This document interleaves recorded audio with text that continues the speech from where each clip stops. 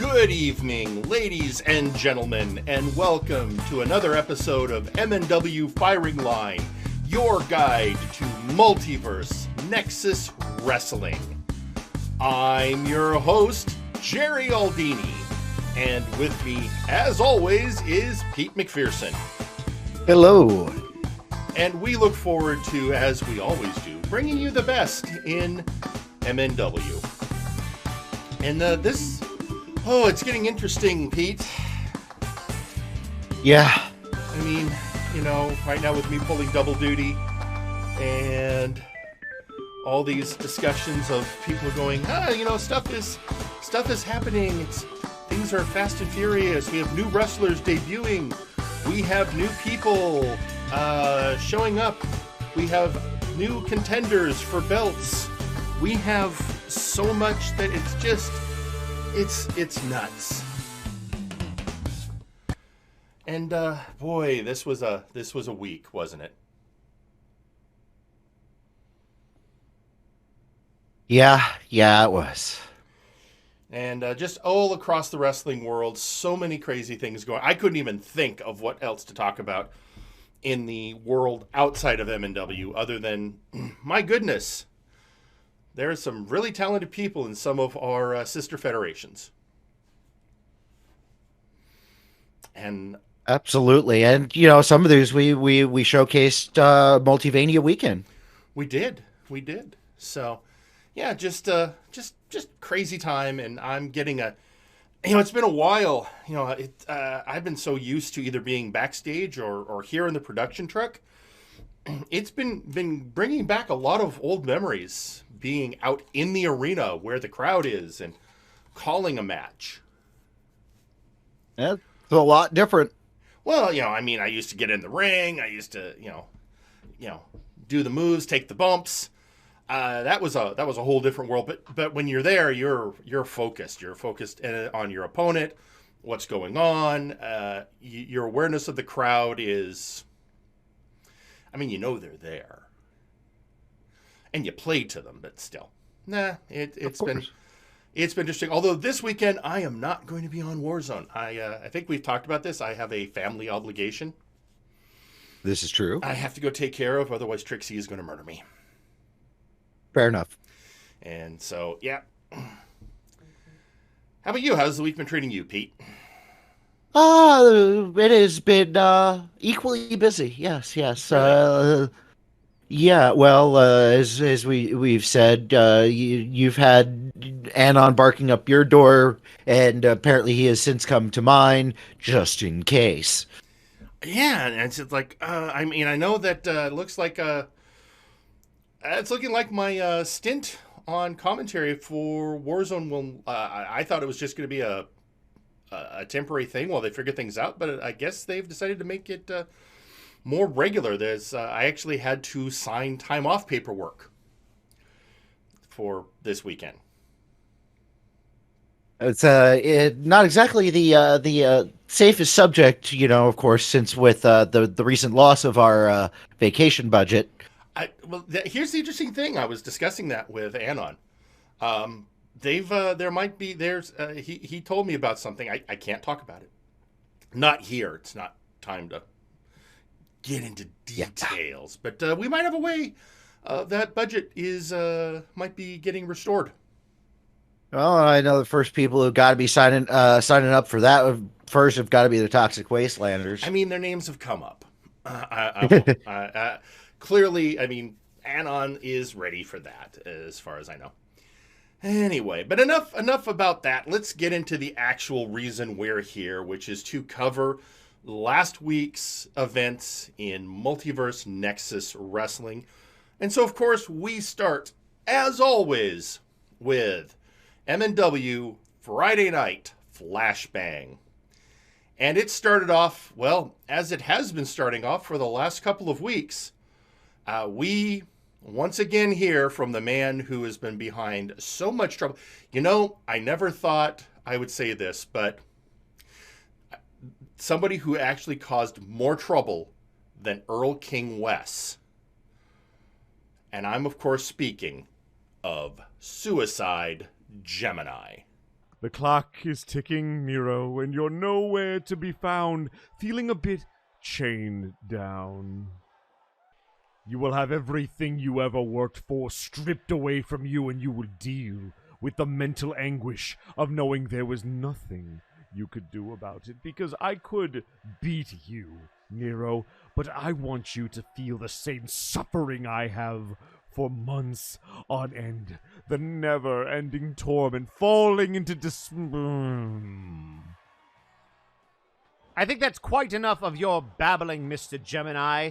The brass has been paying very close attention to this situation, but how kind of you to remind everybody about what MNW contracts include in them. But don't worry, the situation is being addressed. Thanks in no part to you and your actions at Multivania. Mr. Lawson, how nice it is to see you out here once again. So, the brass is doing what it needs to do, is it? It's going to strip Nero of his championship because he is not capable of defending it. I made sure of that myself. No, actually, tonight we're going to have a #1 contendership match to figure out who will face Nero next.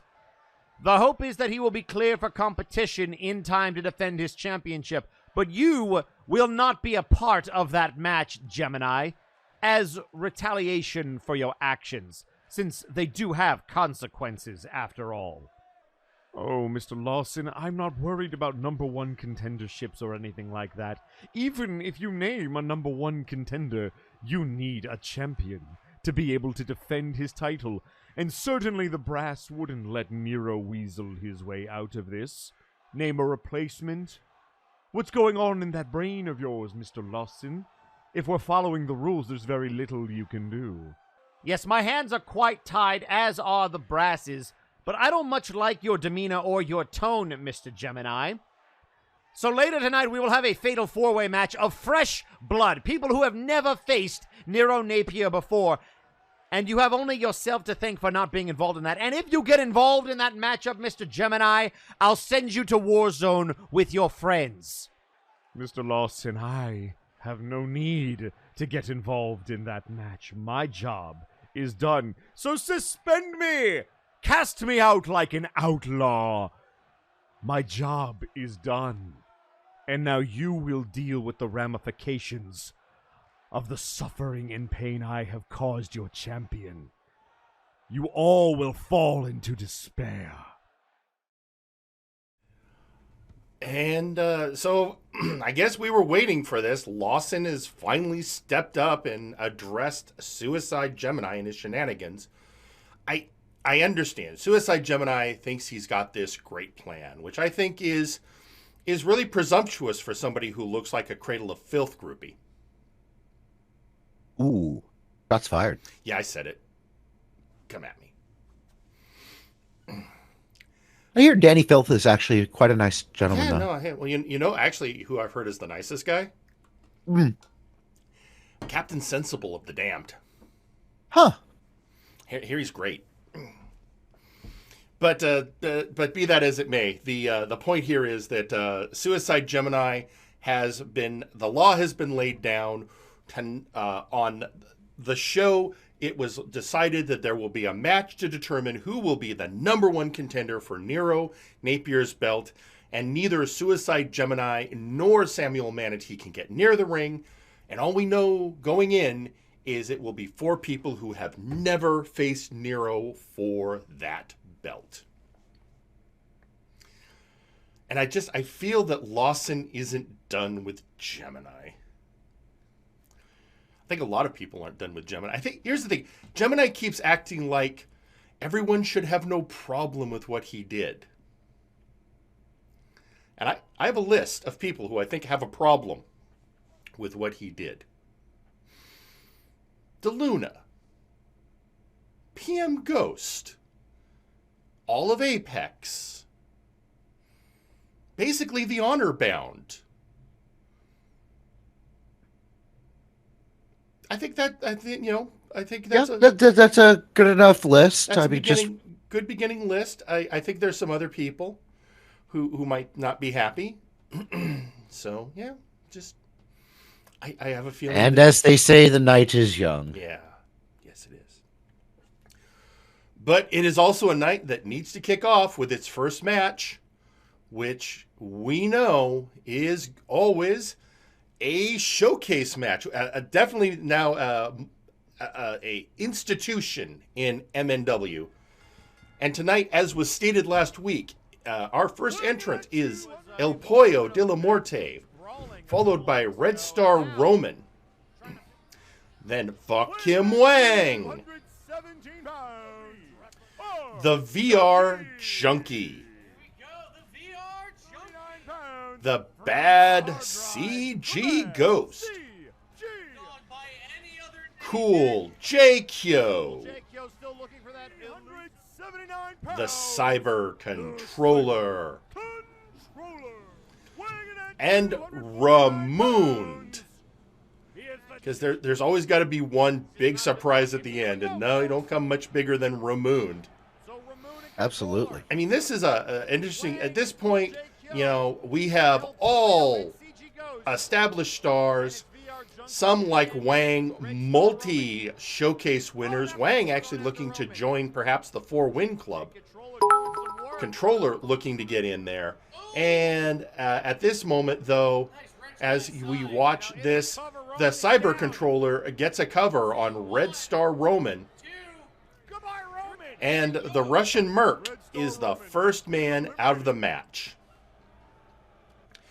And meanwhile, as that's happening, the controller then goes right after Fuck Him Wang, while we have Ramoond going after the VR Junkie and El Pollo going facing off against the Bad CG Ghost.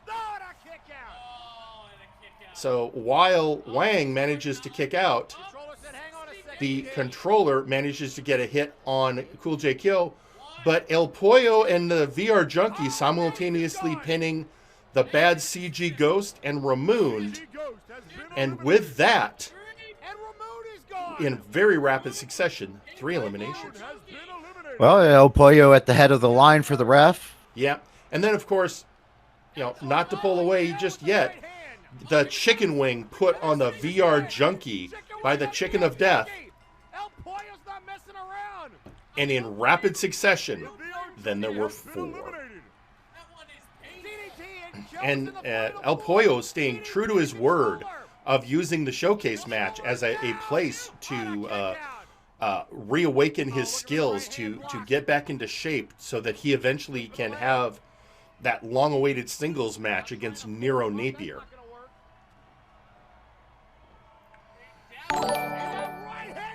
And with that, the Cool JQ, our young lion, managing to eliminate the power player of Fabulous, Fuck Him Wang. And Kyo getting a huge elbow strike on El Pollo. And then just for several minutes, a 3-way battle between the 2 robots and a chicken. That feels like a joke. 2 robots and a chicken walk into a bar. But what happens is a boxing bot takes out a cyber controller. And then it is the young lion of Flashbang versus the Chicken of Death. Yeah, I wanted to do something with like 2 pieces of silver, but I couldn't think of anything. Yeah. And then the final matchup, the veteran, one of the main eventers of Flashbang versus a bot who has never won a single match. But tonight was a night for magic. Tonight was a night when a long-term losing streak is broken. And Cool JQ doesn't just win their first showcase, doesn't just win their first match, manages to win it, taking down some of the top wrestlers on the roster, including one of our main eventers. So I think we've been saying for a long time that what Cool JQ needed was just that first elusive win to really establish himself. And he took that in spades. It'll be interesting to see what comes of them now that they've got that win under their belts. Yeah, maybe we'll finally hear from them. That'll be exciting. And also tweeting on social media, Scott E. Stevens has a message for Suicide Gemini. The gentleman tweets, "Suicide Gemini, you surprised me. Here, I thought you were just another pleb trying to jump the contendership line. But I see your intentions were so much more delightful." So apparently, Scott E. Stevens, at least, I guess, approving of Suicide's tactics. I mean, considering some of his plans we've seen in the past, that tracks. That's consistent. Sure. Say what you will about Scott E. Stevens, and we've said a lot. He's at least consistent. This is true. You know, he does not flip flop. He stays true to himself. However, that almost to a fault, some might say. Play out, yeah. I mean, we'll probably hear about that later because we'll see later in the year. I don't know who would say it. I'm just saying there's some people that might. Just saying, Scott E. Stevens right here on Friday Night Flashbang I don't know what show I'm on anymore, Pete. Starting to run together. It's all blurring together. But right here on MNW Firing Line, Scott E. Stevens made a challenge to Big Rock. And so tonight we are going to see that match. Or we're at least going to see the recap of that match made right here on our airwaves. And I'm sure we'll hear something. But you know what? I'm digressing. I'm getting off track. I may be a little dizzy. I'm not sure. Let's go to this next match, and let me get some of my Squatch roast. That's good blood rage. Okay, the next match is a 3-on-3 match. Well, it's a 3-way dance, I should say, but featuring members of 3 factions who have all been digging on each other lately. A lot of sass, a lot of smack talking between these 3 factions, and in particular 2 of the 3 gentlemen. Let's see. Representing Fabulous, their leader, the heartthrob Joseph Kalman, the man who insists he's hotter than you, Apollo Hades, and the nightmare demon himself, the Night Reaper Zericus. And we're off in this match, and a lot of this is just, obviously, Zericus, part of the Trios Champions, will be facing whoever wins the match we'll see later tonight from Warzone to take them on for those Trios Championships. And getting a lot of flack for some of his behavior from Hades. Kalman giving flack to Hades for running his big mouth. In the end, it comes down to, we got 3 Trios teams who are all vying for position, and so their lead, I don't know if it's fair to say leaders. I always figured Mad Jack was the leader of Doom, but I could be wrong. Maybe. Typically, whenever Doom has been, any sort of interviews have happened for one reason or another, we haven't really gotten into, who's your leader? Yeah, what's in your hierarchy? And you know what? Sometimes there's questions you just don't ask. And now Kalman to the top rope. Because the last thing I want to learn is that there's a higher power involved. Oh, and look out! Oh, and able to wow. I don't know what Zericus was thinking going for that cover when Kalman was clearly planning something. And now looking to drop the leg. But anyway. Yeah, as we can see. And you know what I talked about back in the day, the audience, you're there but you're not always aware of them. Because things like that can happen. If you're playing to the crowd and you're not paying attention to your opponent, there's a term in the industry for that. Taunt to body. Indeed. You taunt, you get bodied. And meanwhile, I got to give Hades credit. He is picking his spots well. He's showing great ring awareness. And on the other hand, maybe not as strong a jaw as you'd hope, as the heartthrob gets him with a super kick and a lay back pin. And Zerikis, of course, out of the ring, not even involved in the decision. Well, that's always the toughest part of matches like this. Sure, you can lose, and it's, you weren't even involved. Meanwhile, I have a feeling, okay, you've got Apollo Hades, you've got Joseph Cowman. This is not the end of that one, because there's no way Hades is going to take that lying down. I mean, although he did right then, he didn't kick out. No more after that one. Yeah, he's going to have something to. Meanwhile, Zerikis is like, all right. The smartest thing they did during that entire match was pulled no bullshit on Zerikis. Well, that's just a good idea in general. That's just good. That's just good life planning. Don't mess with Doom. It's like the one. It crosses into the realm of common sense. Yeah, it's like the one commandment we have, that thou shalt not mess with Doom. Especially backstage. Oh, never. No. No, if you're backstage, if you're in catering and there's Doom, just maybe step aside. And with that, so a lot's been going on, Pete. We know one of the dangers of having a wrestling show that takes place in the multiversal nexus is that you get all kinds. And from all kinds of different realities. We have Doom, who are all... Well, we've got a Bringer of Apocalypse, a Nightmare Demon, and a Pumpkin King. We have robots for days. We have... Somehow that tag team has never formed.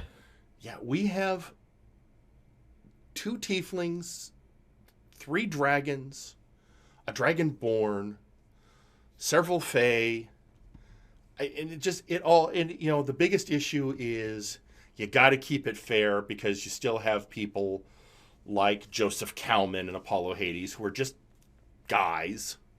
You got to make sure that the supernatural doesn't get an unfair advantage over the natural. I think I've mentioned before, back in my day, we didn't have all of this. I mean, you tested for steroids. That was about it. Well, and quote unquote tested. Yeah. No, I mean, okay. To be fair, in my old wrestling federation, we did have a golem, but he was a one-off, and he was built to very specific standards. I mean, he was strong. Believe me. Oh, he was strong, but he wasn't like out there. Anyway, my point is you always need somebody to keep all of that in line. And for us, that is the brave men of the Arcane Protection Services. So let's go hear from their leader now. Ladies and gentlemen, Mike Davis. Now, I know there's a lot of confusion because it wasn't announced publicly, and unfortunately, Shere Khan got a hold of some confidential information. But what I can assure all of you is that, yes, the rumors are true. Simon the Psycho has been suspended for what happened at Multivania. And Bulldog, you bring up a good point. I can see why this might seem like it's unfair with so many other people and all the poisoning and all the other stuff that's going on. Unfortunately, the only thing that we can control is the supernatural. And we had evidence brought to us by someone that you're very familiar with, and we had to act on it. And that's really all there is to it. I don't like it, but those are the rules, and that's why we were hired in the first place, to make sure people couldn't cheat with supernatural abilities. And after reviewing the information that was gathered by Jack the Questionable and brought to us by Kevin Blackwell, it was determined that Simon used very similar, whatever it is, to what he did during his match with Jagger Blackthorn to a lesser extent. And it was made very clear that that was a one-time thing. He and Jagger signed off on the whole thing. That was not the case for his match with Jack. And therefore, he has been suspended. And I know that probably frustrates you, and I know that they have some history with you, so here's what we get to do tonight. We've got a triple threat tornado tag team match. It's going to be you two versus Blackwell and Questionable versus us, since everybody seems to need to let off a little bit of steam tonight. And that's about the best that I can do for you fellas.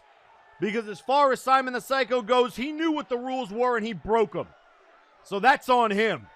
Now, if you guys want to fight it out, fight it out. You want to get your hands on us? Go for it, by all means. But after tonight, this is done. I don't want to hear no more about it.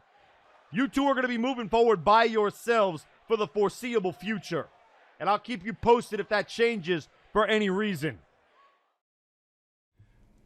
So there you have it. Mike Davis laying down the law and letting the honor bound know if they got a problem with it, that he'll meet them in the ring along with their constant nemesis, Kevin Blackwell and Jack the Questionable. So we will see that match later in the show. In the meantime, Pete, earlier we said that there was a match made. Well, a challenge was issued right here on MNW Firing Line. The gentleman, Scott E. Stevens, since he wasn't getting a response to his challenge to Satyrus Basilicus, made a counter offer to at least have a match against Big Rock. And that match, the brass was more than happy to make. So we go now down to the ring where the gentleman of MNW himself is coming out to face one half of the forces of nature, the former king of the showcases, and initially looking like, extending the hand of friendship. And everyone saw that coming. Because again, as we've said, Scotty Stevens is very consistent. You can practically set your watch by determinations of how he's going to behave in a given situation. You almost want to say predictable. Yeah, I mean, to a certain extent. But as a wrestler, he has to be able to surprise you with moves. And he has an impressive repertoire. We've seen that. But yeah, we pretty much knew what was going to happen the moment we saw that. Absolutely uncalled for. But here also, I mean, making his point that he'll take on anyone. He'll take on a rock. He'll take on a minotaur. He'll take on a snake. He will take on just anyone to prove he is the best trained wrestler on the roster. Because really, that's always been Scott's major issue. He just hasn't been happy with all these people who come into the ring and are part of the roster just because there's something big and strong. Now, he has also gone on the record at having no problem with individuals who are clearly trained wrestlers. He's never seemed to have had a problem with, for example, Spectre Sonata.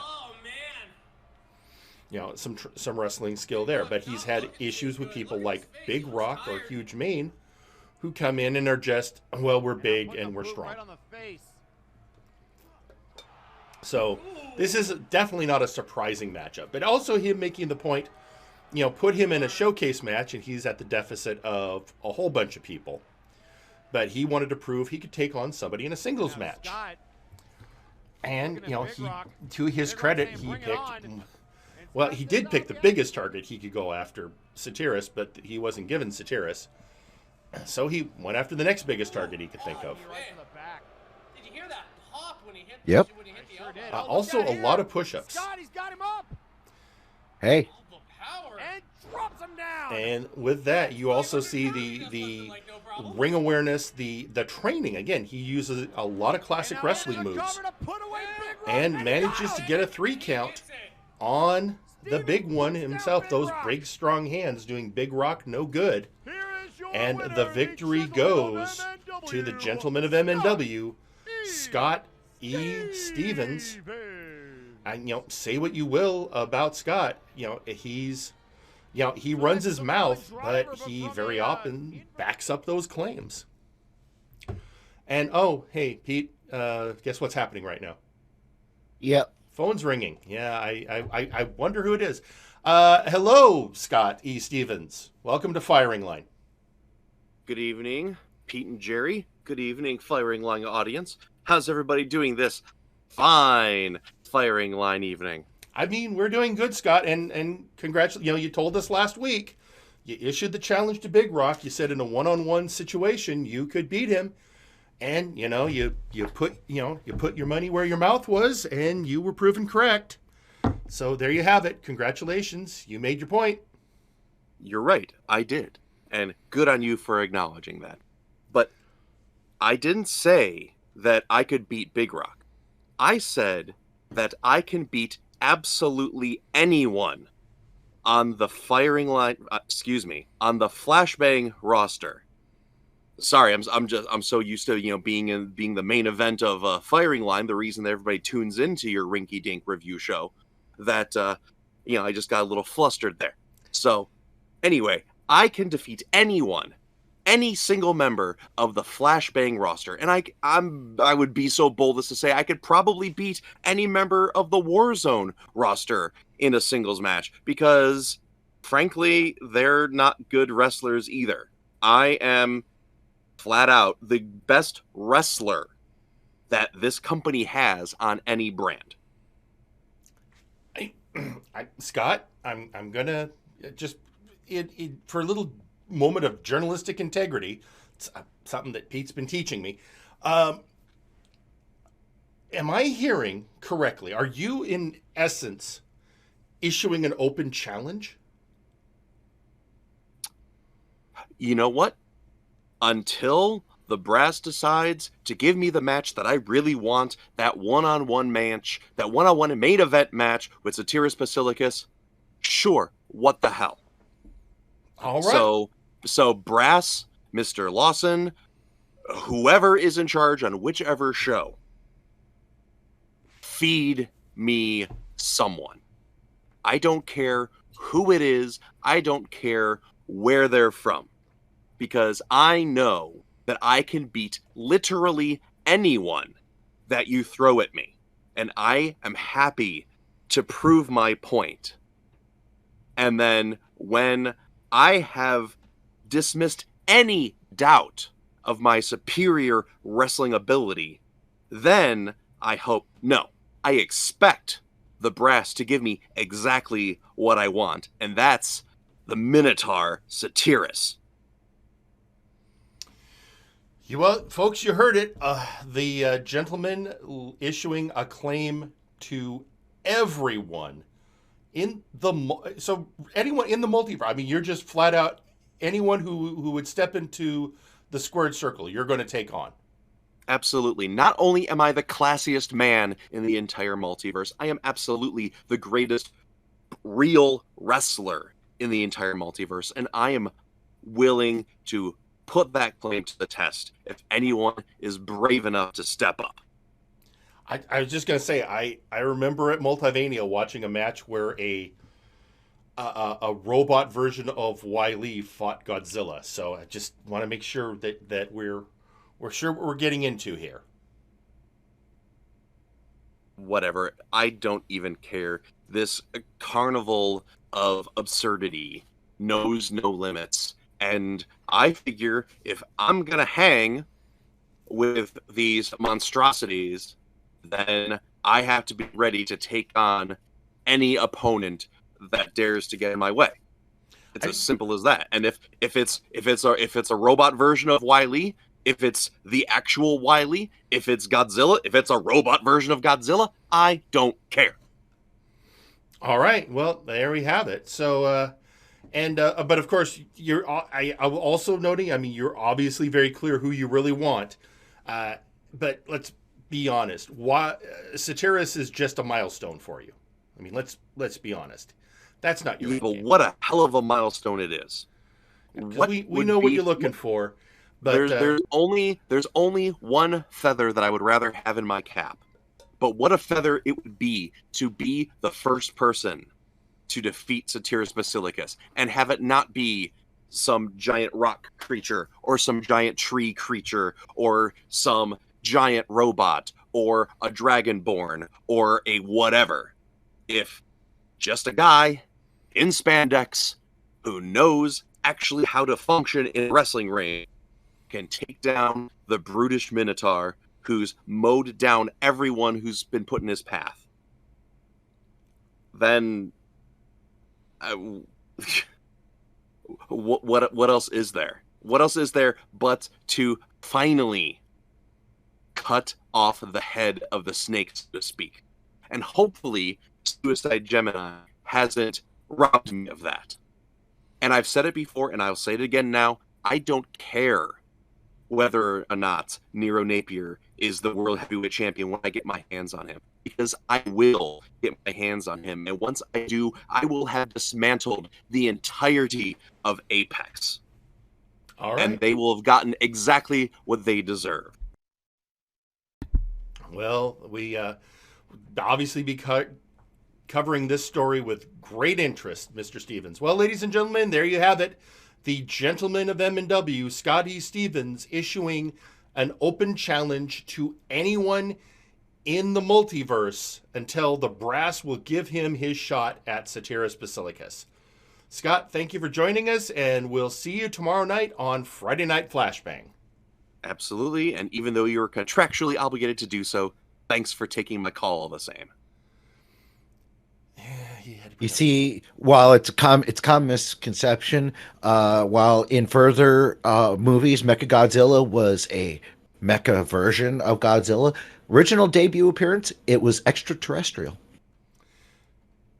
Yeah, okay. So you're saying an alien robot Godzilla? Sure, why not? Let's. It technically different. Okay, I mean I'll take your word for it. With that, well, the next thing, interestingly enough, the next match, well, earlier in the evening, we saw Cool J. Kyo very decisively break his losing streak in a showcase match. And our next match we're going to cover is another Flashbang specialty, one of the crowning creations of the suspended general manager, Hey Mr. Rabbit, that being the Get Off the Schneid match. And just for a refresher for anyone who isn't familiar with the match type, a Get Off the Schneid match is a match that brings together wrestlers who are on a bit of a losing streak.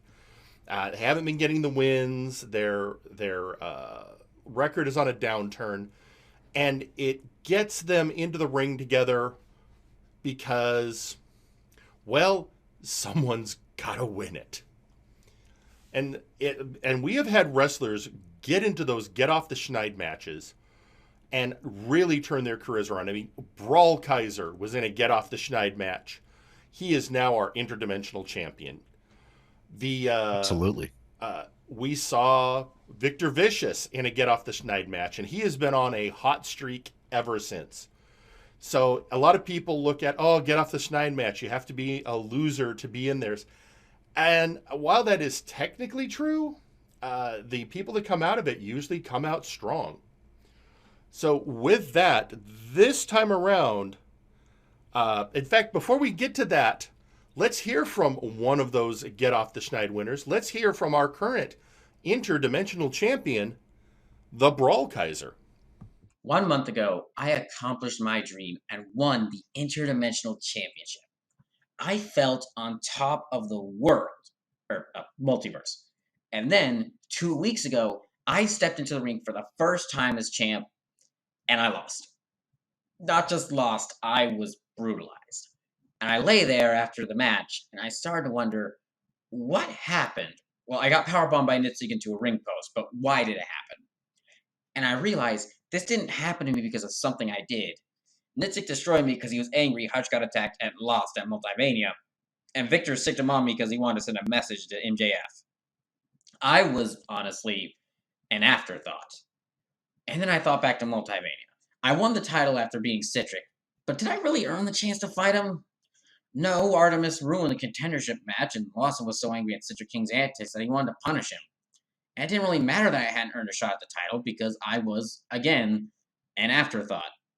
And then I thought back, all the way back to Breakdown, where I had first challenged for this title, where I didn't even win the match that got me to fight for it. And I was a third wheel in a title match I wasn't originally a part of. Again, an afterthought.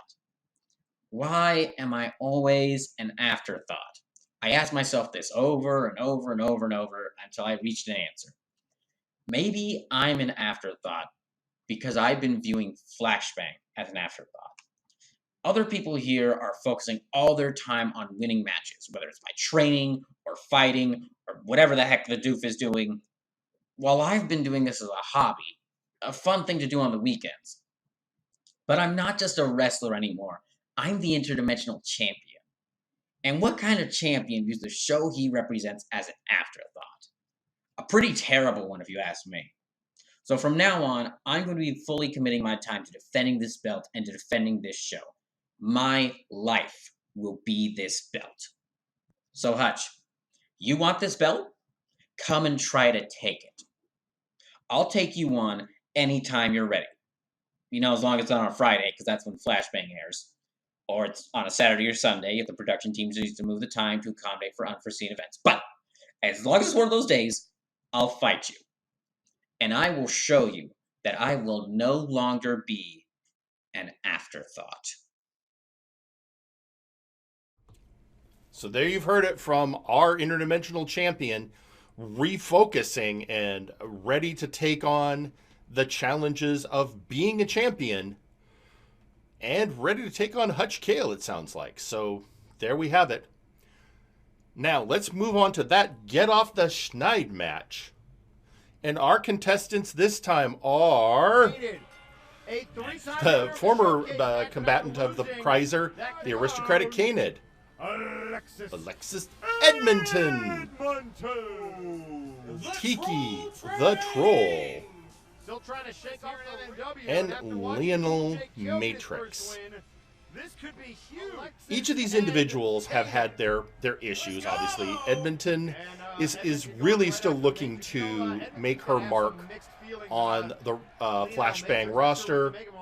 The aristocratic Canid has reached some great heights, but of late hasn't been doing as well as they used to. Tiki the Troll still needs to shake off the ring rust. And Lionel Matrix has not only been eating some losses, but facing what he calls a lot of negative press over his role as the Prophet of Nordia. And has been trying to point out that he is simply a man dedicated to his goddess. But in the meantime, the aristocratic Canid in the corner getting a sunset flip on Tiki the Troll. And the first eliminated from this Get Off the Schneid match, Tiki the Troll. That's unfortunate, but I mean, name of the game. I mean, someone has to win, but that does mean 3 other people have to lose. And this being a no DQ match, Matrix took advantage of the fact that everything goes and gave a Zacco Duo special to the aristocratic Canid. And after that, and that submission hold, out goes the member of the Princedom. And that leaves the Merc and the man of the goddess.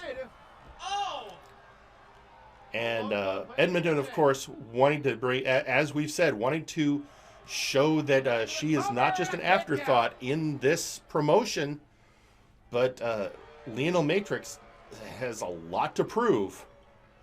And this is a make or break for him to prove that he's a man of his word and that his faith is strong. And with getting this leg DDT on Edmonton and then going in for that submission hold again, and Edmonton has no choice but to tap out, and thus does Lionel Matrix show that he has what it takes and has got off the Schneid. And as we said earlier, Pete, a lot of people, once they get off the Schneid, get their career right on track. Well, there are a lot of dangerous submission moves in MNW, and I think right now Lionel Matrix is starting to put theirs up on that try to get theirs moved up that tier list. That's true. And last week you and I said after we heard from Matrix that we were willing to give him a chance. Sure. So, and true to our word, we're giving him a chance, and so far, hey, he showed it tonight. He showed Absolutely. it on last week on Flashbang that he can win. So we'll just have to see where he goes from here. We shall see. We shall indeed. Now, Pete, there's been, as we said, there's been a lot of strange things happening. Multivania, as we all know, is a time where things seem to come to a culmination and have a bit of a reset. And one of the big events that happened this past Multivania was after a year, the tag team titles changed hands and went to the Mad World. But at the same time, one member of the Mad World, the Mad Jester Fool, interfered. Commonly known as MJF. Yes, MJF interfered in the interdimensional match, and a lot of people feel that specifically cost Hutch Cale his shot at holding the gold. And we have since then only seen the madness in the ring. Well, the aforementioned madness comes down to the ring now to give us an update on situations. So, Nitzy, let's talk about your little challenge. I have some good news. A special someone is here, specifically for you. That's right. They came all the way from Oblivion just for you. Not really, they were here anyway, and they're willing to fight you. That's right, the Jester is in the building. Well, one of them. We have a lot of them. MJF is here. So I'll tell you what, Nitzy, if you want to come out here and have your fight, I think the Mad Jester Fool would love to show you what they have in store for anyone that stands between them and our combined goal. That's right, we are still very much on the same page. Now, Hutchie-kun, don't you come down here interfering. I hear you're going to be busy later tonight anyway. So why don't you stick to your things and I'll stick to mine. In fact, I won't even go down to the ring. It'll just be good old MJF and Nitzig Gunk Gobbler. You have my word. I promise I wouldn't lie to you. We're friends, right? Right? We're still friends. And as for you, Nitzy, you will find out that MJF is very much not a clown. And they will be happy to show you all that they can offer and more, and why the Mad World is and will forever be your World Tag Team Champions.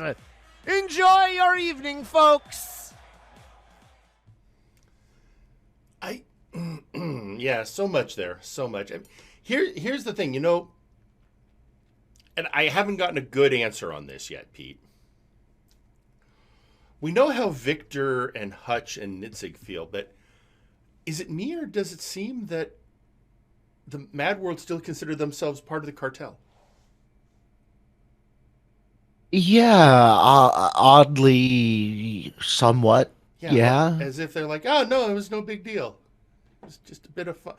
And we will find out in the main event of Friday Night Flashbang when the orkiest orc in the multiverse, Nitzig Gunk Gobbler, takes on the Mad Jester Fool. But we have so much to get through before we get there, including our next match, the match that was made earlier this evening at the behest of Mike Davis of APS, a match featuring 3 different tag teams coming to the ring to settle matters, and it starts with the Honor Bound. That, of course, being DeLuna 13 and the Bulldog, Grant Martin. APS being represented by Matt Baker and Seth Jackson. And then Kevin Blackwell being joined by his frequent co-conspirator, Jack the Questionable, this time coming to the ring in a replica DeLuna 13 mask. At some point... Yeah, apparently just straight up just wanting to get on their bad side. Just being, just being an ass. At this point, I'd like to go point out something really simple. Jackie. We get the joke's getting old. Talk to Mad Jack. Mad Jack will tell you find fresh material all the time. You don't keep going to the same old joke. Ramon will tell you that as well. You need new material.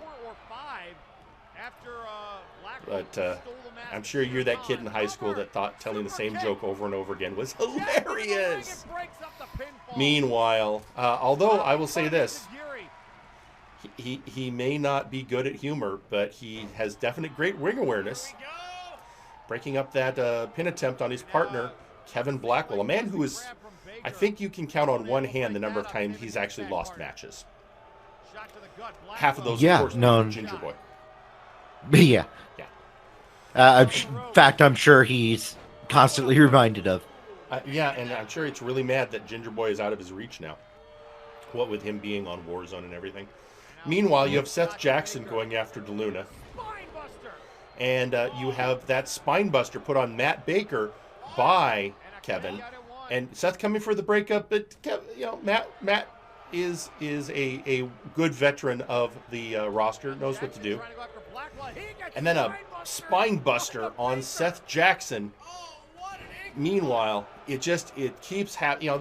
These kind of matches, you got to keep your eyes.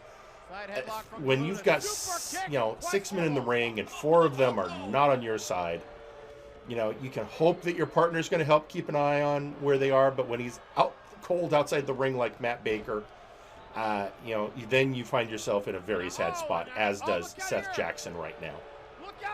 Meanwhile, can't be of much use if you're unconscious. No.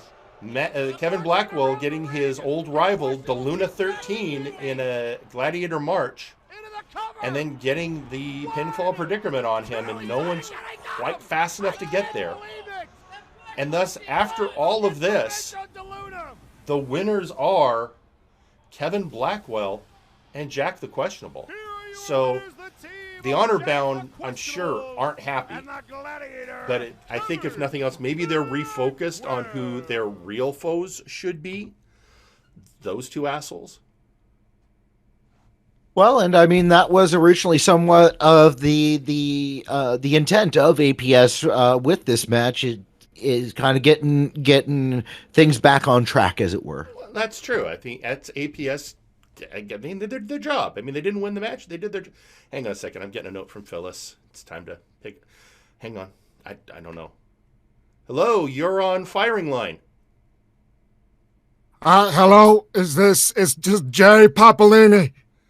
This is Jerry Aldini. Yeah. Okay. What I said. Okay, Mr. Martini. Listen.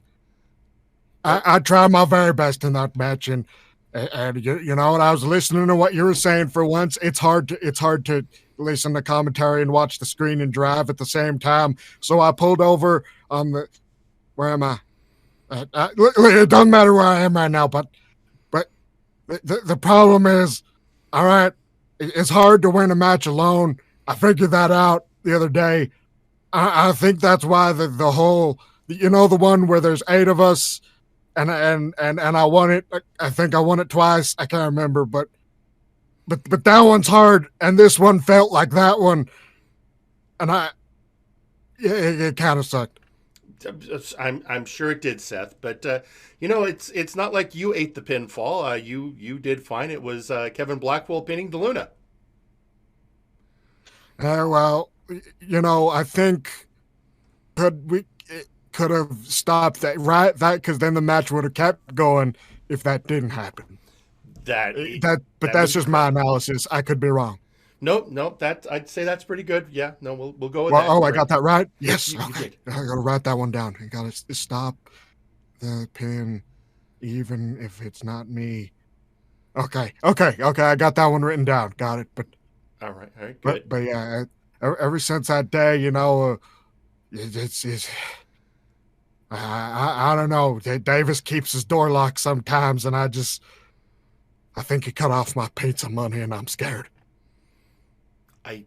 Okay. I mean, are you No, saying you don't. he's not giving you you a don't. paycheck? You don't understand. The card that I give the people, and then they gave me pizza.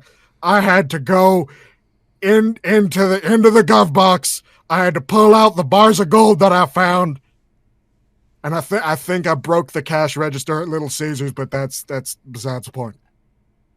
Right. Let's see if we can find the point again. All right. So you're saying Matt Davis is not happy with you?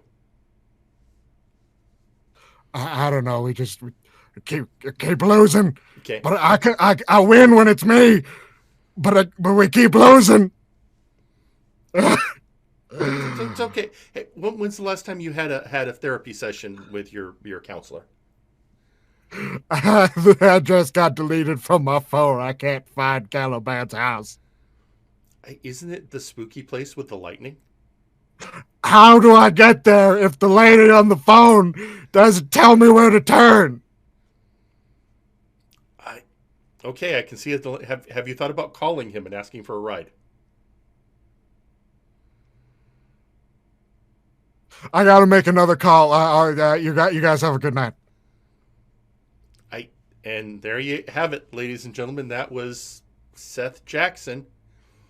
And That's Justice Jackson. you're right. We got the Justice is actually trademarked now. Yeah, he Yeah, got that right. Justice Jake said, "Yeah, no, it's cool." Do you ever feel like you're trying to find the point of a spoon? I felt like I was trying to find the point of a baseball right then. So that's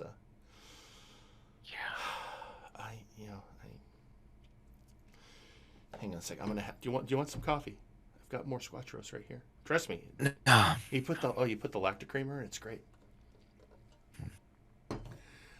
Okay. Okay. I think I'm ready to soldier on. Are you?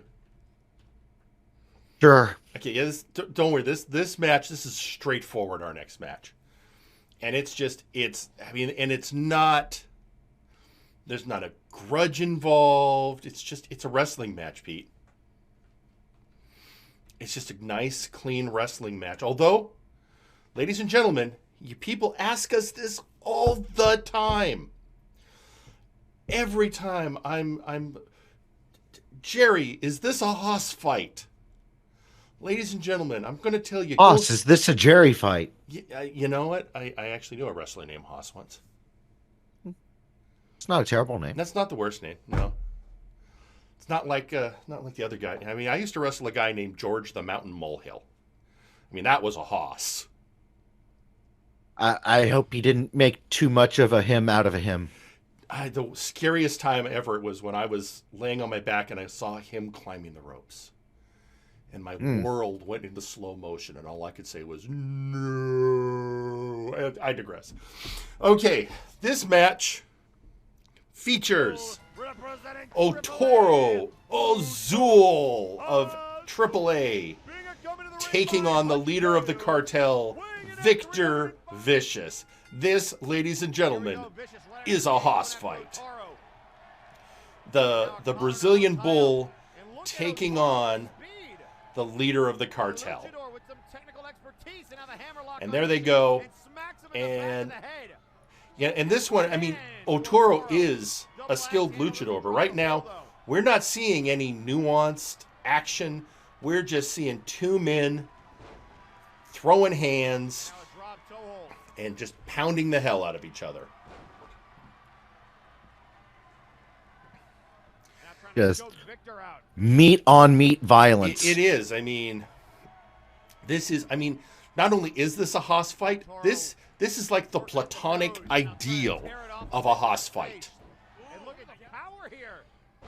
I think the only thing would be missing would be your old competitor, Haas. At this point, and for all we know, he'd make a great ref for this, I think.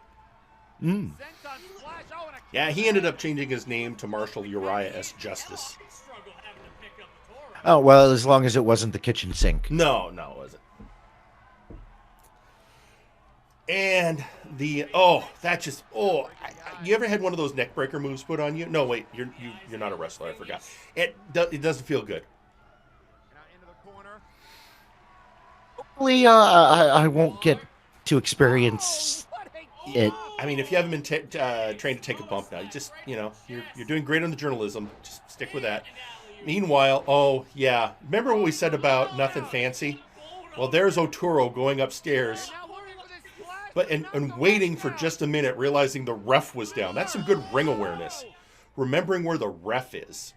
Bull in a china shop right there. Well, and that's something wrestlers get so focused on each other, but if the rest isn't there for the 3 count, what's the point? There's only one way the match ends, and that's when the referee declares a winner. And here you see Victor feeling it. He's getting pumped up. He's doing the shadow boxing. And also, Victor has added some submission to his repertoire. Maybe taking a note from Scott E. Stevens. And he gets one. In fact, I'm not 100% sure. Did he steal Scott's move? Looks very similar. I could be wrong. I mean, sometimes there are a lot of variations. There are a lot of variations. Yeah, it could be fair. But yeah, as we said earlier, Victor Vicious, ever since he won that Get Off the Schneid match, he is a lot of people used to say he was the weak link of his own faction. That's not been true for quite a while. And Oturo Azul not happy with the outcome of that match. But yeah, I mean, say what you will about... You could say he was a tad blue. He was. Dabu-dee, dabu-die. So, but yeah, Victor Vicious the cartel has definitely been an upswing. I mean, they've had their setbacks. Witness what happened at Multivania with the interdimensional match, but for the most part, they've I hate to say it, they've been kind of running the board. They have. There's a void that has been left in Flashbang since the dissolution of the Empire of Terror at Multivania. And unfortunately, the only cure is not more cowbell. No, and I'll be honest, Apex hasn't exactly moved in to fill that void since the members of Apex have been focused on their own various concerns. And the only group that seems to really be looking to fill that is the cartel. So this is, I'm definitely keeping a weathered eye on what they're doing. Well, Pete, it's time for our the match we are about to watch. I would say on just about any other night would be our main event. We're about to watch a 4-way dance to determine the number 1 contender for Nero Napier's World Heavyweight Championship. Any other night, this would be headlining the show. And as it is, all we know going in is the people that the brass have chosen are people who have never faced Nero for the belt. That is the only stipulation we know of. And with that, we get the following. Naturally, Jack Andrews, a man who's had his eyes on Nero since he returned. Naja, the Beast Mom, somebody else who's had an eye on Apex. Kathjina, who, while she's more concerned with other things, sure. And then Johan Mjoln, a man whose career had been, let's say, stuttered by a brief usurping by the Empire of Terror, now looking to reestablish himself as a main eventer. Now, Kathjina in this match, I think, is interesting. She has the least focus on Apex of the 4. But let's be honest, gaining the World Heavyweight belt would be a great way to try and draw out a certain Omni Slayer, as she has always been very singular in what she wants, and that is Jagger Blackthorn. And then, of course, Jack Andrews, the man who was put in the hospital by a member of Apex, Zephyr Tail, and who told us that after he dealt with Zephyr, his singular focus would be on Nero Napier. And then that just leaves Naja, who Naja has been very clear. She's not the biggest fan of Apex, especially when she had to turn down an offer to join them. But she's far more concerned with being the first woman to hold singles gold in MNW. Right. Not the only person seeking that, by the way. But that's certainly been her. And the speed of Jack Andrews. Seeing him come back and being reminded of what he brings to the table. But the person he's facing is the Son of Thunder, a reinvigorated, a revitalized Johan Mjoln, who, yeah, his partner Tiki didn't do as well earlier in the evening, but he himself is feeling the lightning again. And Naja, being so focused on Kathjina, completely missed that Johan Mjoln got the pin on Jack Andrews. And let's be honest, there are very few people who have not already faced Nero for the belt who would seem like a viable contender. But if I were to pick anyone, either new or old, I think I'd pick this man. This is the man that all of fate chose to take on Earl King Wes in a key match that started the chain reaction that led to the dissolution of the Empire of Terror. And now here he is back at the top and reestablishing himself as a main eventer. And oh, hang on, the phone's ringing again, Pete. All right, let's see. Hello, you're on Firing Line. Oh, hey, can I get a large with pepperoni and do you guys do stuffed crust? Sir, this is not a Pizza Hut. Oh well, this is Firing Line, isn't it? I knew I should have gotten the app. Oh, hey guys, how's it going? Hey, MNW. Hi, Tiki. How are you? Hey, oh, hey, Jerry. Hey, it's Pete. Other guy. His name is Pete. Yes, thank you. Yeah, sorry. Oh, yep, I'm doing all right. How are you doing, guys? I'm doing very well. So, Tiki, you while you didn't have the greatest night last week, it sure looks like your friend absolutely did. How are the Mjolns right now? Oh, it's interesting, guys, because you didn't show it on here. So, you guys show like live promos and all that, but like Johan and I, and Todd Geary, of course, have been talking about our goals and what we plan to do for all this stuff. Only so many titles to go around, all that sort of thing, and sure, yeah, having some fun. But I was like, we did like just an audio one, earlier in the night, and once again, like talking about the Troll Train, getting out there, getting the tag titles, and Taigiri, getting out there doing the Amazon thing. But then, Johan's a little, I don't want to speak too much for him, because he's his own guy. Right. But he's a little conflicted when the brass came to him after because he doesn't want to leave me behind. He doesn't want to push his wife out of the picture. But you can't say no when the brass comes and asks you for a shot. Sure, that makes perfect sense.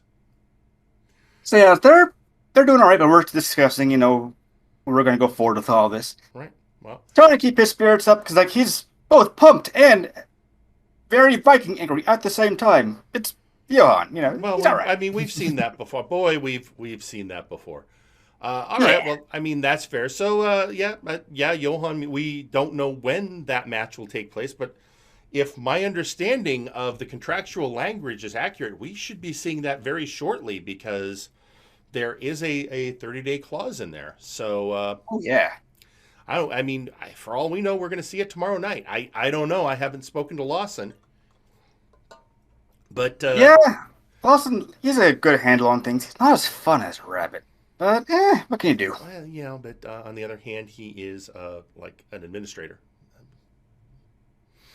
Yeah, but he's not as fun as Rabbit. All right. Yeah, fair enough. Fair enough, Tiki. All right, Tiki, so since we, anything else you want to tell the Firing Line audience? Oh, first off, I'm not done still. Yay! I mean, I know I kind of disappeared for a while there, after coming back and having a big thing. But, I think I may have come back maybe a little bit too strong. I was like, yay, this is fun. Then, smacked down to the ground. Just had to slow down a little bit after that. But, it worked out in the end. We got to get in there and get the Empire out of here. I'm going to miss Wes. What? I'm just, we do have a show to get back to. Anything else you want to tell the audience? Oh, bye for now. Pete, I just had a terrible thought. Yeah. Pete, can you imagine a conversation between Tiki the Troll and Seth Jackson? I mean, I could see a conversation between a toaster and a wall. Yeah.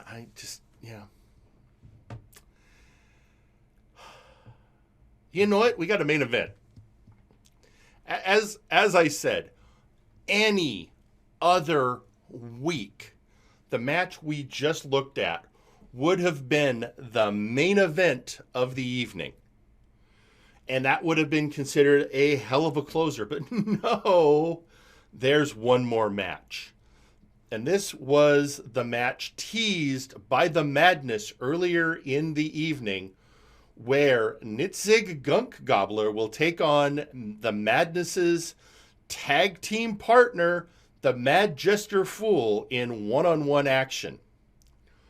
And oh boy, what a surprising match that was, as we have the orkiest orc in MNW, Nitzig Gunk Gobbler, coming out with his chopper, and then Kuso Kale coming out. Apparently, this is the wife of Hutch Kale of the cartel, and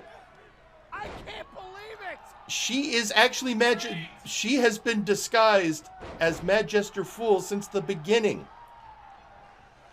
We've always speculated, is Mad Jester Fool undead? Is he wearing a mask? Well, turns out, yeah, he was wearing a mask and he was a she in reality. It was a ruse. And it makes you wonder why. What was the plan? And more importantly, did Hutch know?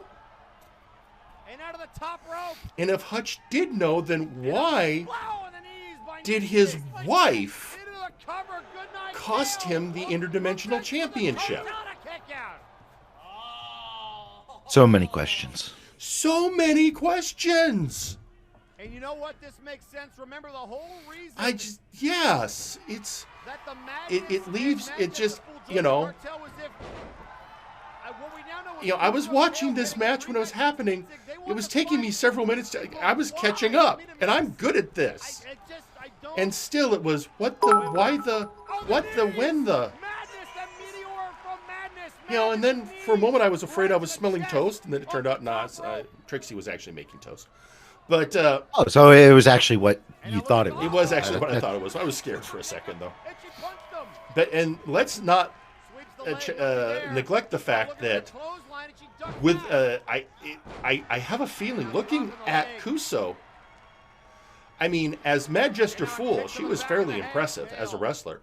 But getting that garb off and getting back into her traditional Mandalorian armor seems to have maybe she feels like she's in her own skin again.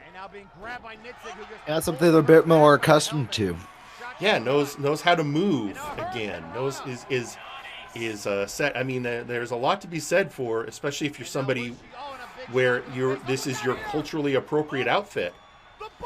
And oh yes, that powerful DDT, and that I mean, she pinned an orc. She pinned an orc. I mean, I know she's not the only person to pin an orc, but still, she pinned an orc. And this means an orc with a choppa. An orc with a choppa, and by default, because she is already one half of the tag team champions. And here she is, nope, keep raising my hand. I'm a winner. And she's also a tag. She is literally the first woman in MNW to hold any kind of championship gold. Now, not singles gold. And I have a feeling that several of our female competitors are still going to be looking to be the first to have that distinction. But yeah, I am hoping tomorrow night we learn more. I have so many questions.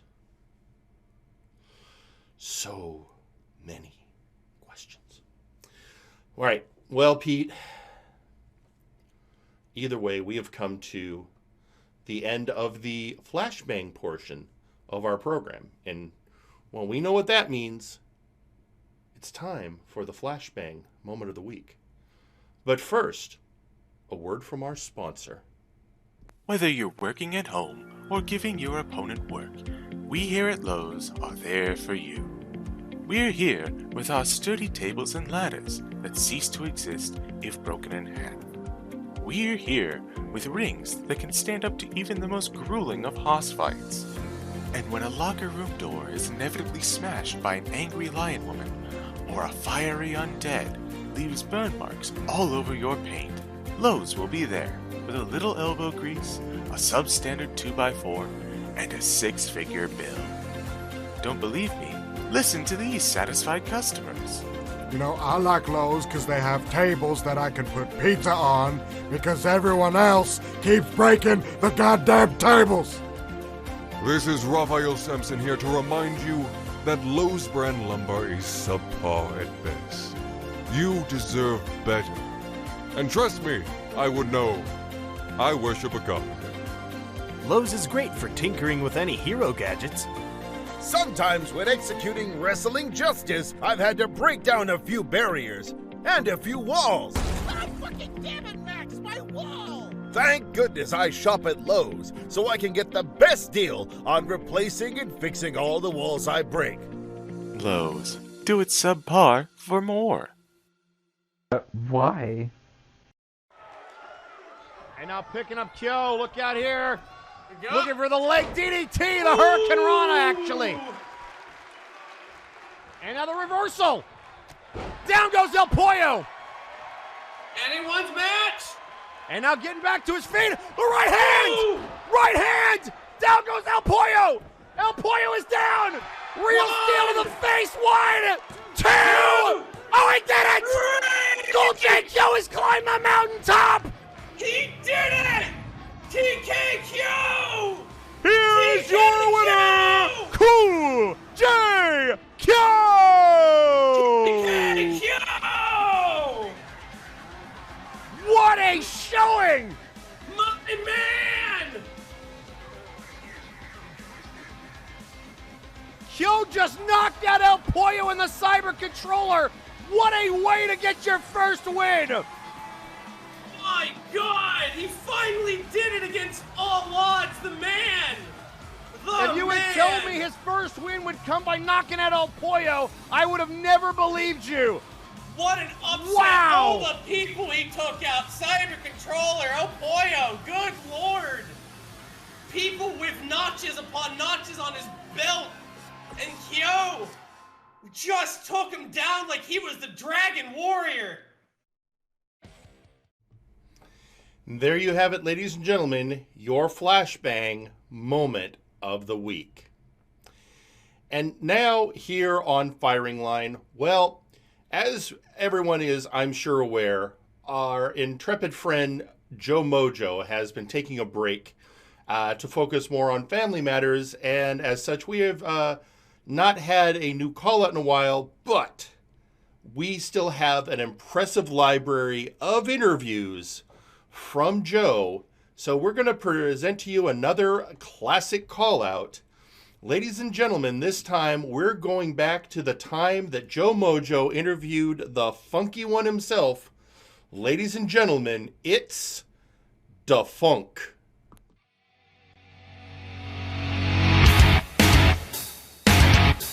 Thank you, Firing Line, and welcome back to the call-out. My name is Joe.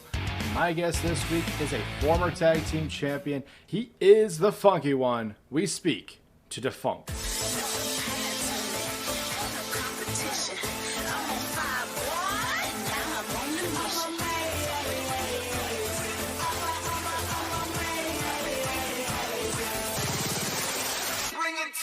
Funk, thank you for joining us. Baby, I'm happy to be here.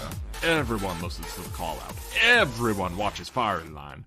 So I'm probably seeing a lot of people right now. Why, thank you. I'm sure the host will be very happy to hear that. But let's focus back to you. You are one of the most well-talked-about wrestlers on Warzone. What can you tell us about yourself? I'm not sure about most well-talked about. Pretty sure that's Strongman or Sasquatch. But about me, baby? I'm a guy that wanted to bring a little funk to the show. And how did you discover MNW originally? Before this, I worked at Disney World in Orlando, Florida, baby. I started off as a guy in a suit and became a hotel manager. I discovered MNW when a few members of MNW were staying in our suites. I wanted to try my hand at it. Can you go into a bit more detail about Disney World? Ooh, baby, that was a crazy time in my life. I was forced to leave my previous life behind and had to start fresh. And I mean, start fresh. I had no money, no home, not the best verbiage, and it was a strange, new planet. So is this when you came to MNW? Well, it was a little bit after getting settled in, made a place for myself, and got myself a sister. That's when I came to MNW to make a name for myself. And what a name it has been. You were the one who took down Edward Bosco. How was that, by the way, being the one who finally pinned down the undisputed MVP? Baby, it felt good to be on the side of justice. He was hurting a ton of people and making life bad. He was skilled. He was one of the best wrestlers that ever were. But he was not a good man. And not long after that, you won the tag titles. Though weird, I don't really have a record of who your partner was. But baby, after I lost the tag titles, I felt pretty lonely. Like a guitarist without drums, an Arnold Palmer without iced tea, a sock without another sock. Do you care to explain further? I mean, you were involved in a bunch of qualifying matches involving the Nexus Titan Championship and the Big Oof title. I mean, you were even in the Teacup tournament. I never stopped trying, of course. But I feel like with a friend to count on, I could succeed. Thankfully, I got two friends, Citric King and DJ Milsner. Funky, fresh beats, baby. How did this tag team begin? We had word that you were traveling around with Milsner for a couple of weeks. How did you guys decide to team up? Honestly, it was Citric who had us come together. We've always been friends, but we never really tagged before. Citric rolled the idea to me while I was out to dinner with him at our favorite Mongolian barbecue place. You both did beat the main event Mex in a nail-biter of a match. Is this your resurgence into the tag team division? Baby, let me tell you about the tag division. You got the Outlaws, the Olads, and many other tag teams with so much skill. At the top of it all, Los Perbros, one of the most dominant tag teams of all time. But we got some skill, baby. We're gonna bring it like no one else has. You ain't never seen anyone like us. How about teaming up with the Citric King to go after the Trios titles? Citric does have a few things going on, baby, but if we do go back to it, I'm confident he can lead us to victory. With all this said and done, as we are winding down here, is there anything that you would like to tell the Firing Line audience? Yes, everyone. We all got struggles to fight through right now. Some of these struggles seen and unseen. There'll be times where you get down on yourself. When you do, know this. I believe in you. I believe that you can make your dreams happen or turn a bad situation around. I know, I did. If I can, you definitely can. I would like to thank the Funk for joining us, and if you would like to see the Funky One dab for 10 minutes straight, please tune in to twitch.tv/Takahata101 for MNW Warzone on Thursday nights. This has been Joe, signing out.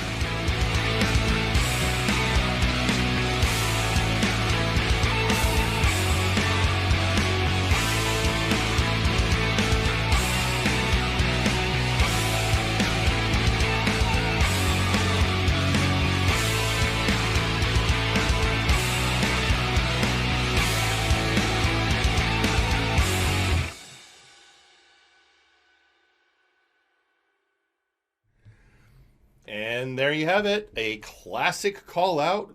Joe Mojo interviewing Da Funk. How times have changed since that interview. I too remember the 10-minute dab. I don't think anyone will ever forget the 10-minute dab. Also, tweeting out on social media, we are hearing from the Omni Geek.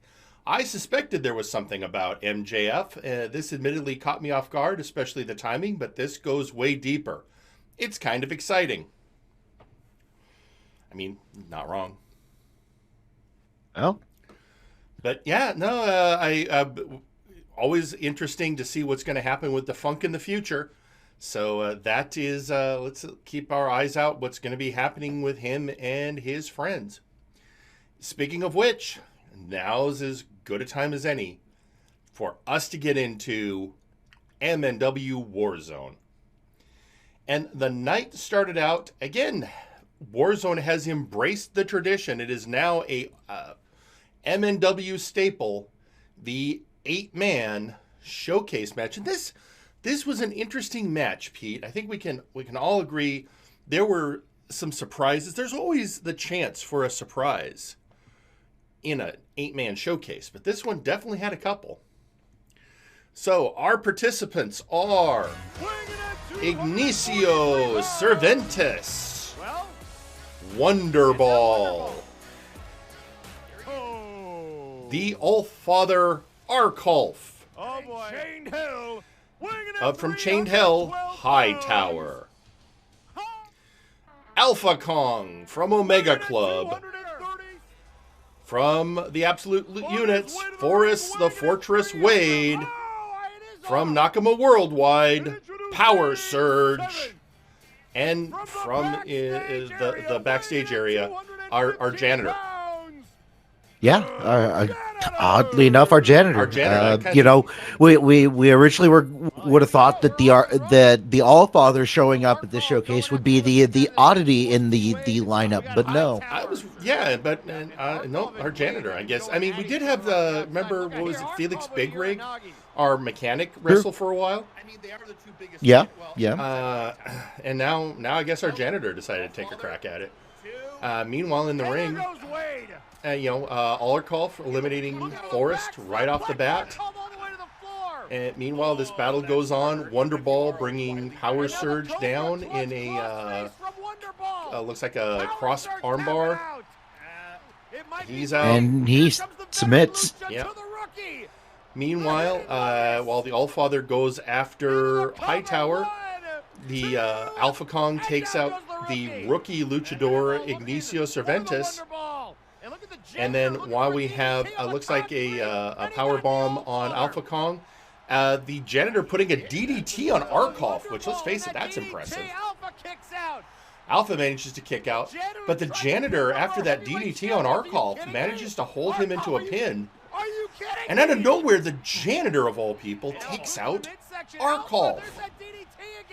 And it looks like that janitor has the DDT figured out, because he gets a pin on Alpha Kong. 2 eliminations for the janitor. For the janitor, that's. I mean, I don't know where this guy came from. I mean, I've heard stories of wrestlers taking lowly positions in in wrestling companies for a chance to prove themselves. So maybe he went to wrestling school?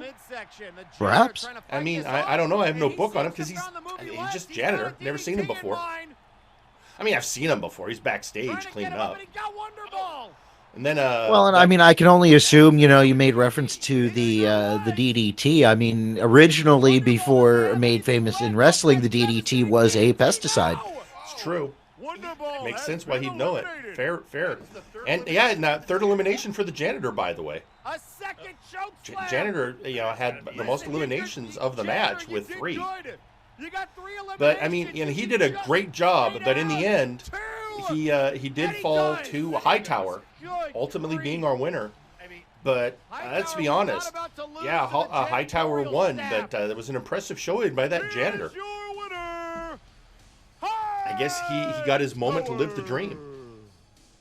Well, and perhaps maybe with a performance like that, we'll get to see a little bit more from them in the future. That'd be interesting. I mean, the sad thing is we realized after the match the janitor had to actually clean up the ring. Fair. I mean, what are you gonna do? I mean, he got into a match, he had his chance to shine, but he still has his day job. Well, hey, don't we all? So, yeah, that was terrible thought.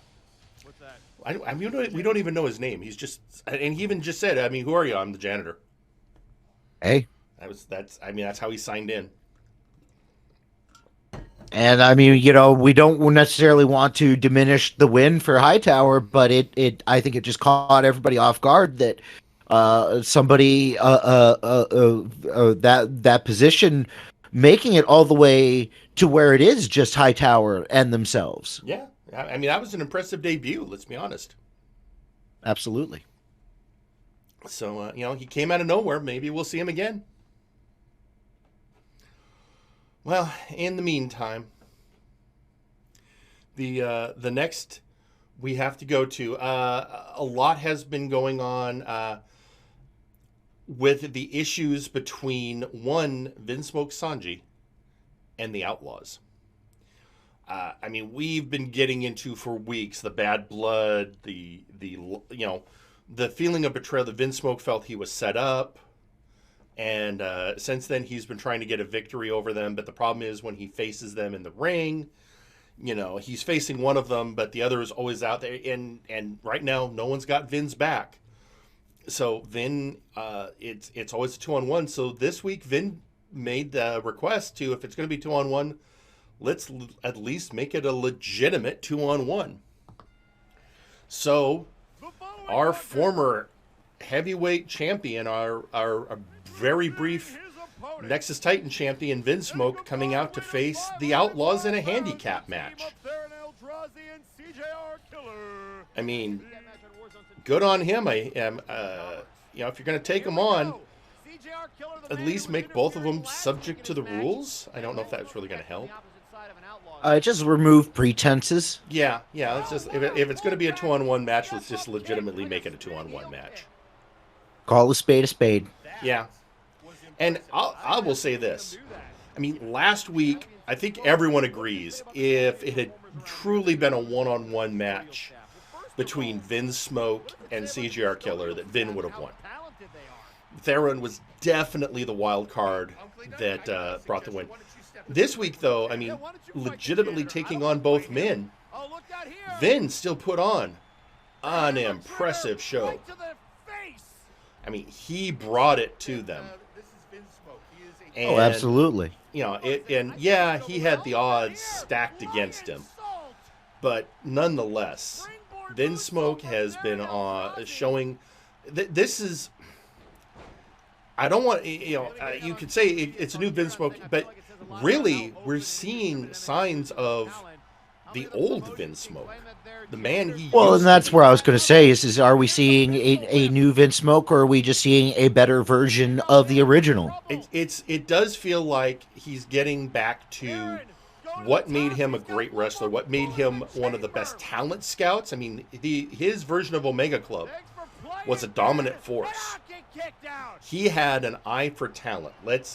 Between Burnout Vaughn, former heavyweight champion, the impressive runs of Mega Blitz, say what you will about Trice, he's been an impressive wrestler nonetheless. And the current members that Vin had picked out, Alpha Kong, he had the best eye for talent of any. Well, and even there, you just saw he was making sure that, if he was going to make a ring attempt, he was going to get it as far away from CJR as possible. Exactly. His ring awareness was always spot on. And some of that seemed to be lost with the hat, and it feels like it's coming back. But we even saw in there, I mean, we'll usually we save certain. Yeah, let's watch this, and then we'll get into something. Because, the Outlaws won, but even 2-on-1, there were shenanigans. Well, you would expect nothing less at this point, I would say. So, this match, they won. Great job, guys. Yeah, no, fantastic. But now, folks, we have a feature that has been somewhat missing from Firing Line for a bit. I hadn't seen it too recently, but it made a let's just say a magnificent return that Saturday. And that segment is our MNW TF. Look at Theron. Oh, and a kick right to the back. Look.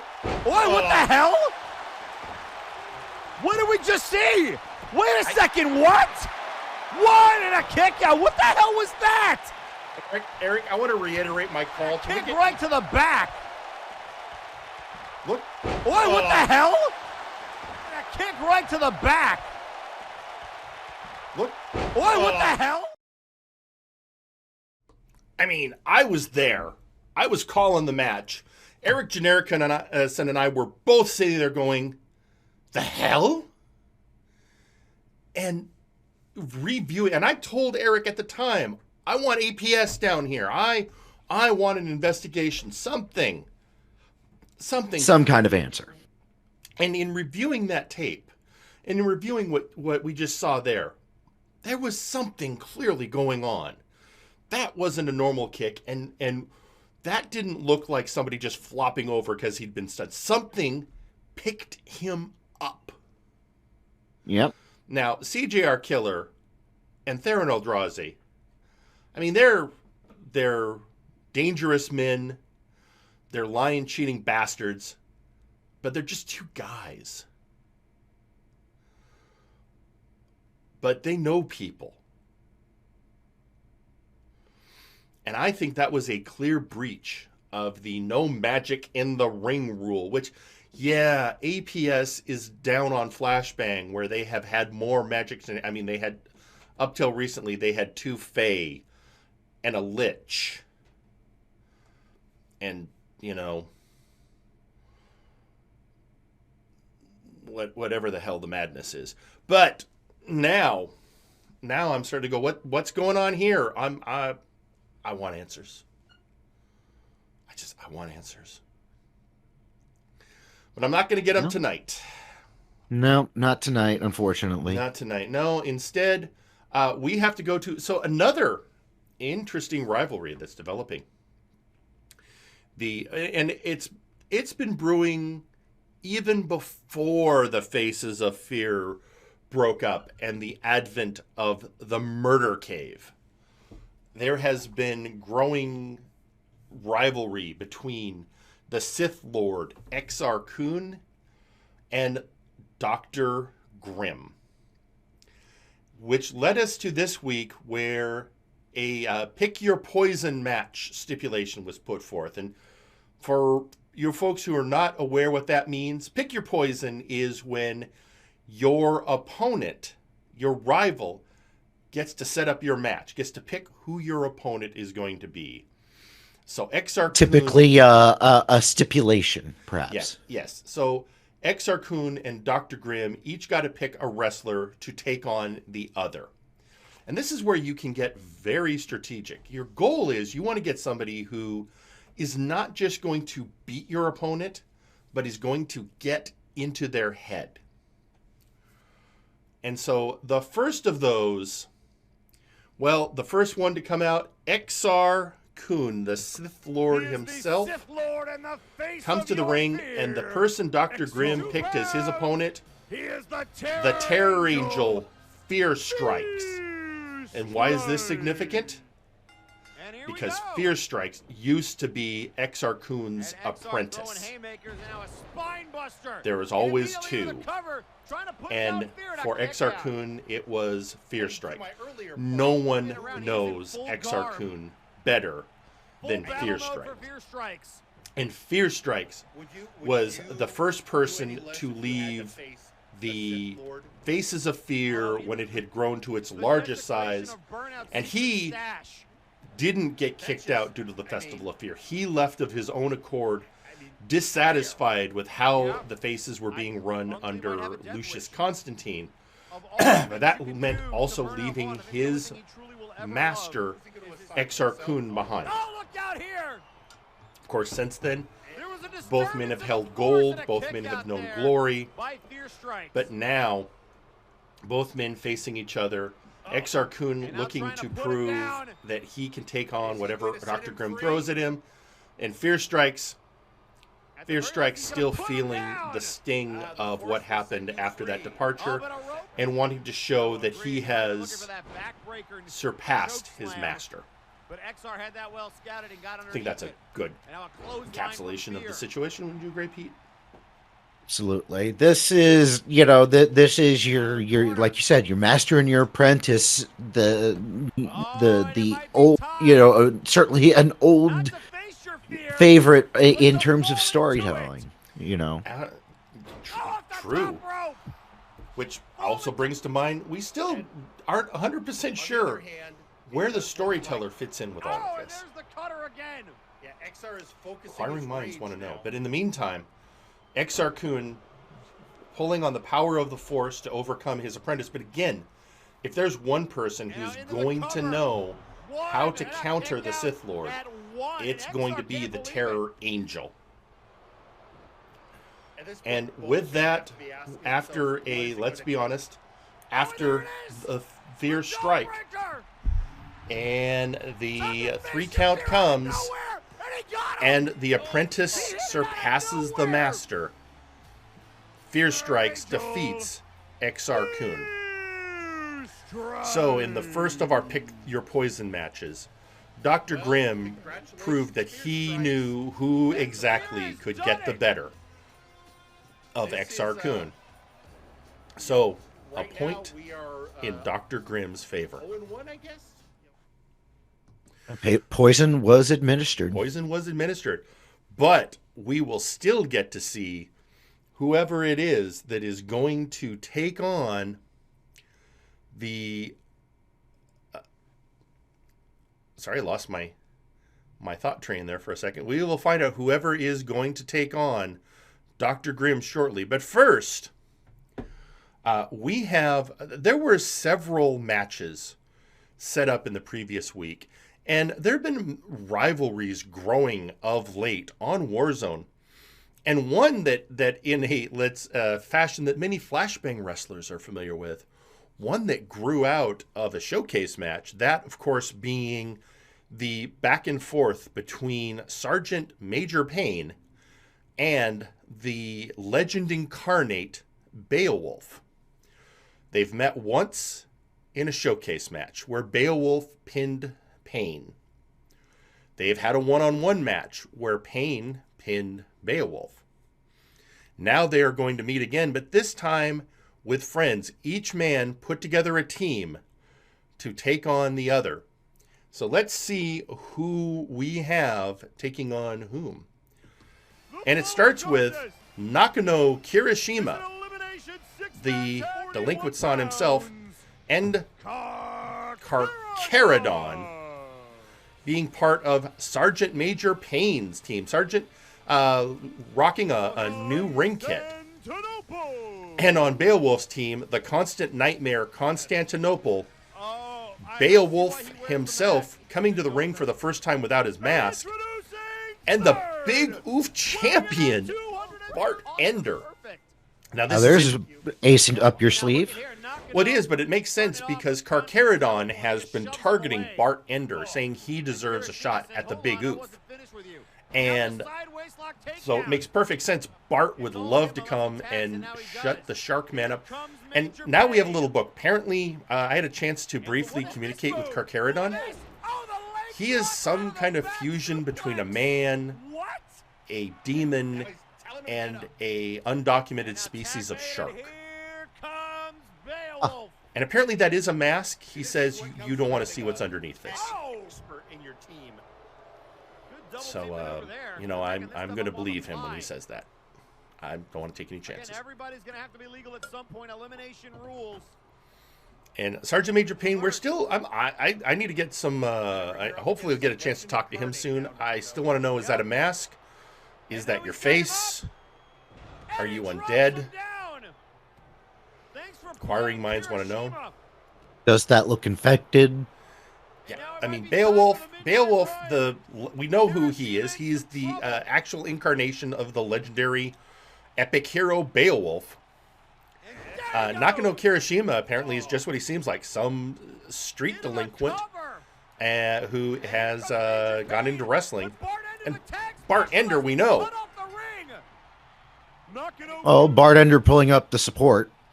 Yeah. And now going to the top rope. Meanwhile, the first elimination, Nakano taken out, and then that sent on the Megalodon drop being Megalodon Senton. Yeah, being administered on the constant nightmare Constantinople. And suddenly you're tied up. Carcharodon then taking on the Legend Incarnate, getting him, taking him to the mat, bringing him back up, and then bringing him into a power bomb, going for the 3 count, and then it's 2-on-1. Bart Ender finding himself up against the Sergeant and the Shark. And then it's only just so much you can do against the numbers game. Yeah. And almost immediately, Carcharodon showed a lot of power in that match. He is definitely a force to be reckoned with. And that goes a long way to continue his argument that he should get a shot against Bart Ender for that big oof. That also now means that Sergeant Major Payne is up on Beowulf 2-1. Yep. And again, that one of those was a showcase match where Beowulf won. My understanding is Beowulf wants another match. I've already heard that. That checks out. That checks. I think he really would like another one-on-one, is what I'm being led to understand. We'll have to see what happens this weekend on Warzone. We will, indeed. In the meantime, well, we saw the first Pick Your Poison match. XR Kun and his opponent picked by Dr. Grimm, Fear Strikes. Now we get to see if how will XR scouted out the Doctor. So Dr. Grimm coming to the ring to face an opponent, and the of all the people expected, the one they didn't think about was the possibility it would be the Creation from Flashbang. Grimm and the Creation. The creation of Dr. Caliban. The people have always wondered what would happen if Dr. Caliban and Dr. Grimm were in the same place at the same time. Well, now they are. Plus, let's not forget what we mentioned on the show. It was Dr. Grimm who replaced the brain of the Creation with the Beast High Roll. It was Dr. Grimm who put the brain of Tomasian Graves in the body of that aforementioned beast. So there's some history here. And that there's absolutely history. That doesn't even get into the fact that it was Dr. Caliban studying research by Dr. Grimm that led him to the multiverse in the first place. Something he noticed, he wants to find. It's almost as if these two have had a Cold War going on. And with things like the brain replacements and such being part of the shots, only now that Cold War is heated up in the middle of the ring. Got to give XR Kun credit. No one said it had to be a Warzone wrestler. But a little bit of desperation, and you can count on one hand the number of people who've beat the Creation in one-on-one competition. Creation on his face. Not many people. Not many. The Creation, I mean, Dr. Caliban made him from the bodies of many wrestlers, and he picked the best he could to give him the best wrestling muscle memory. And we know the heart of the Creation is that of Taiku. The Wheel of Pain. And, Grimm could be in trouble. Counting people who beat the Creation, even smaller, the number of people that have been able to break out of the Wheel of Pain. And of those people, one of them was not Dr. Grimm. Nope, not that night. Thus does the Creation. So both men found somebody who could beat them handily. But then this strange moment, and people are still mulling this over. Ladies and gentlemen, the Creation. Some exchange between these two that led to a handshake. That's interesting. Dr. Caliban looked not happy. And Dr. Grimm also himself, actually, even though he's holding up the Creation's arm, noticed he didn't look thrilled. Well, I would say that they both were resigned. Yeah, something happened. We don't know what.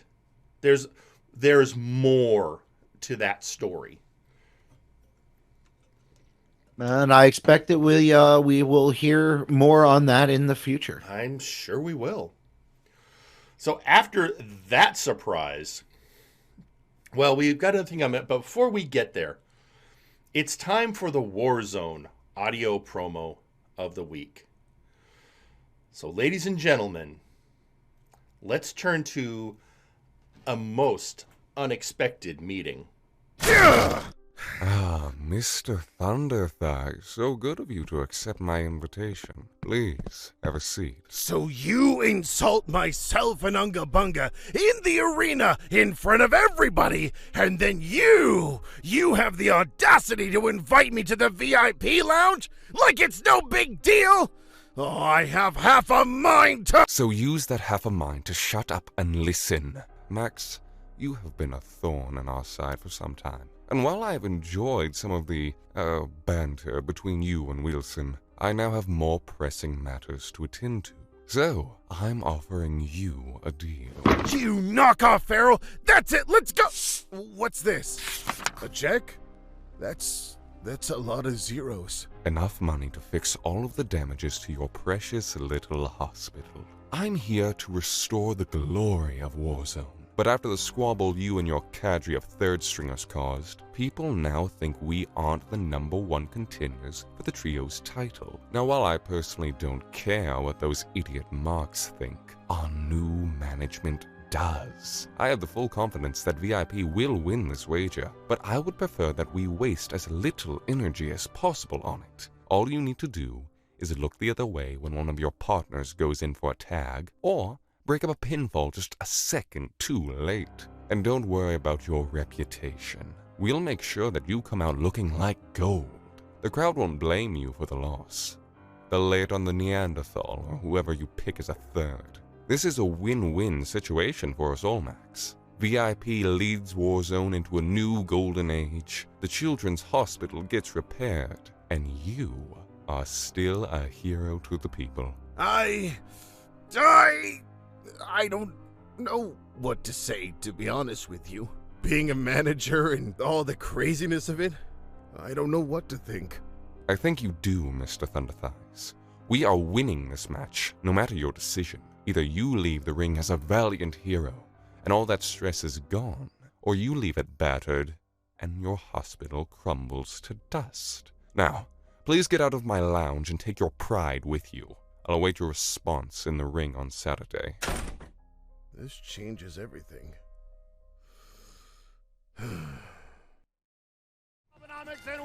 And speaking of in the ring, VIP facing Thundabunga and their partner Juan Chance. Man they have been working with for quite some time. And here we go, trios action. Max squaring off against Wilson, who opens with a low blow. I don't know what to expect, I'm going to be honest. And meanwhile, interestingly, Ozir focusing on Juan Chance. They're a well-oiled machine, and this is only the second time Juan Chance and Thundabunga have ever... And that, of course, leaves the Doctor of Albinomics and Unga Bunga. And yeah, this match, obviously, since we got that leaked footage, you have to wonder what's going through everyone's minds in this, particularly Maximilian Thunderthighs and Ozir Turan. Oh, and a Maker's Guillotine, of course, laid on Max, but immediately broken. That was good ring awareness on Max's part. Meanwhile, you have the caveman facing workweight Wilson. Trials of, also the trials put on Max. A lot of moves being hit on Max. And now look at Juan. But a lot of focus on Juan.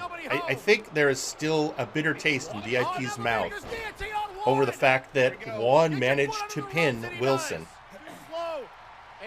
Also, well, and Wilson was being particularly vocal that night. You could see he was very derisive to a lot of Unga's team. Oh yeah, but in particular, good to his word, the Trials of Osiris on Juan Chance. Juan ate the loss, and thus it is determined that VIP will face Doom for the Trios Championship.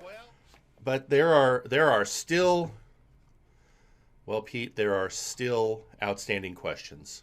So, ladies and gentlemen, on the phone right now, we have the man at the center of a lot of this. Ladies and gentlemen, welcome to Firing Line, Maximilian Thunderthighs.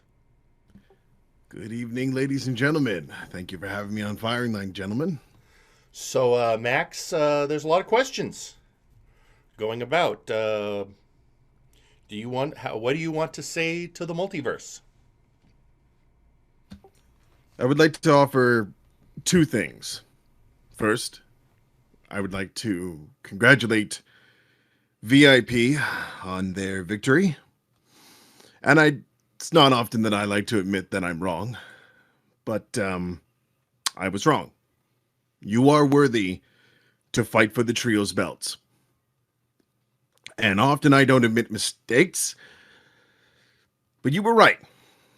So I wish you good luck against Doom. All right, that was my first statement. And if you have a question, feel free to ask. Well, Max, what's the state of the hospital? No comment. All right. Do you want to address any of the accusations that you weren't putting your all into that match? Now you listen here. I put myself into that match. I thought we could get the job done, Jerry and Pete. I thought we could get it done. And it wasn't Unga's fault. It wasn't Juan, it was mine. Alba hit me with that nice move, and I thought I could retaliate in time, and Ozir, he got the Trials of Osiris, and I couldn't get it done in time. So it is not on them. It is on me and my lack of skill. But if anybody has any problems with the legitimacies of those matches and these rumors, whether you're on Warzone, Flashbang, or you're the brass, I encourage you. No, I ask you. Let's settle this. Let's talk it out and then wrestle it out if we have to. Well, all right. Any closing statements you want to make, Max?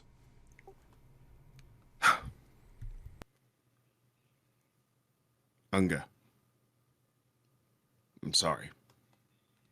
Goodbye. And he hung up. All right. So it sounds like there's we will be following this story closely. We expect there will be some developments here in the near future. I would definitely pay attention to Warzone this weekend. Yeah. All right. Well, with that, on a night that had so much happening, so much unexpected, so much madness, the next match, well, this match, ladies and gentlemen, this next match has been years in the making. It is a match with such history that it is, in fact, surprising that we did not see it happen years ago. And yet, here we are now. Well, we had thought that we would see this last week. But yeah, we got teased yet again. Yeah, well, so this match features R. Sawyer from the main event Mex.exe taking on Grizzly Adams of the Murder Cave. Grizzly Adams, in the early days of MNW, was the World Heavyweight Champion, and he lost his belt to R. Sawyer. And he never had a rematch against him. In fact, this is the first time we have seen these two in the ring in singles competition since. And this match, there was a stipulation. If Grizzly Adams can beat R. Sawyer, then Zacho Duo has to give a title shot to a member of the Murder Cave. And we don't know which one. They will decide that later. So a lot on the line, a shot at gold, but that almost seems incidental to the personal issues between War himself and Zacho's Robro.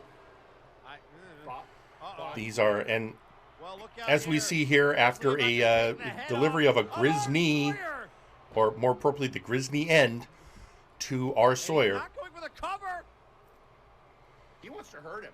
And then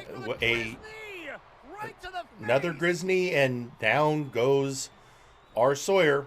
This match, there was a lot of brutality. Both men absolutely wanting to bring it to each other. There were so many falls, so many finishers, so many kickouts. Looked like he staggered the big man, but not to be. And the whole time, that question, can R. Sawyer beat Grizzly Adams again, or will Grizzly get a measure of satisfaction against the man who took his gold, and perhaps get a shot at it again? Well, we had, as I had said, previously, we had thought we would have this match last week, but a member of the Murder Cave, Dr. Grimm, came out and said that Grizzly wanted to have more time to prepare and to potentially scout out R. Sawyer better. So we're seeing now whether or not that delay has turned in their favor. That's true, and looking at the amount of punishment that Grizzly Adams has been delivering to R. Sawyer, time well spent. But Sawyer, with that robotic resiliency, kept coming back up. But even the most finely tuned machine can only take so much punishment. And thus does Grizzly Adams overcome the main event mech and get the victory for the Murder Cave. But Grizzly Adams, not satisfied with just winning that match in the middle of the ring, goes after the bot and just even after his victory is secure, just continues beating on R. Sawyer. This, you can say what you want, this was personal. The prize for the Murder Cave to Grizzly Adams does appear to have been secondary to getting his chance to finally get revenge on R. Sawyer. Also tweeting out on social media, we hearing from Forrest Wade saying, no matter what, Max, the offer to help with the hospital still stands for the kids. That's, of course, a heartfelt message from Forrest Wade. I'm sure Max thanks you for the support, Fortress. And, well, there we have it. So the only question we shall have to see how that pans out. Yeah. Only question now, Pete, is which member of the Murder Cave is going to take on Zacho Duo? Because obviously there is a long-standing grudge between him and Dr. Grimm, although I would say Grimm has his hands full with XR Kun. There's the definite issues between him and Chaz Lee due to the alternate history that exists with the other version of Chaz Lee that built a Zacho Duo. Then, of course, you have Arkolf, who is a former heavyweight champion, the one-time gatekeeper of the multiverse, and the man who summoned the Inquisition to MNW, which of course led Zacho Duo to being imprisoned for months by said Inquisition. So much. And then, of course, Grizzly Adams himself, who his biggest argument is he won the opportunity. And he wants to once again be heavyweight champion. Sometimes the simplest arguments are the best. It's true. Well, we'll have to see which one the Murder Cave goes with and when they get that title shot. But in the meantime, we have one last match for you. It's your main event. And it's an event that we have been waiting for since Multivania. At Multivania, the Toxic Wastelanders won the Tag Team Championship from Chained Hell. And on the day one kickoff show, Conquest Bloodline, Lady Boots, and Carnival won the right to have a title shot. Well, it's time for that match now. So, Lady Boots and Carnival, representing the Conquest Bloodline, take on the Toxic Wastelanders. The Revenant and Gorewheel, representing the Roughnecks. The Toxic. And here we go. So we already have So the main man starts the match off with the Lady of Conquest. But become the first lady ever on Warzone to And hold a she, championship. of course we knew, originally we thought this would be the chance for her to be the first woman to hold gold until we, of course, had the reveal of Kuso Kale out of nowhere the previous night. But still looking for her shot at gold, especially after so many people feeling that she should have been allowed to compete for the Nexus Titan Championship. And Absolutely, and while the position of the first female to hold MNW Gold is no longer up there, having the first female in Warzone to have gold is certainly something to be the next best thing. Sure, and no matter what, chance for Conquest Bloodline to gain some gold. Of course, everyone knows that the leader of the Bloodline, Samjak, has the Mega Money and the Big Bank briefcase, which guarantees him a shot at the World Heavyweight Championship at some point in the future, regardless of who holds it. And of course, that great move by as Eric likes to say, people are weapons, and absolutely, no one exemplifies that more than the Toxic Wastelanders. And this is quite the match. I mean, I find it interesting. Gorewheel versus Carnival, the warlord of the wastelands versus the man Muppet monster.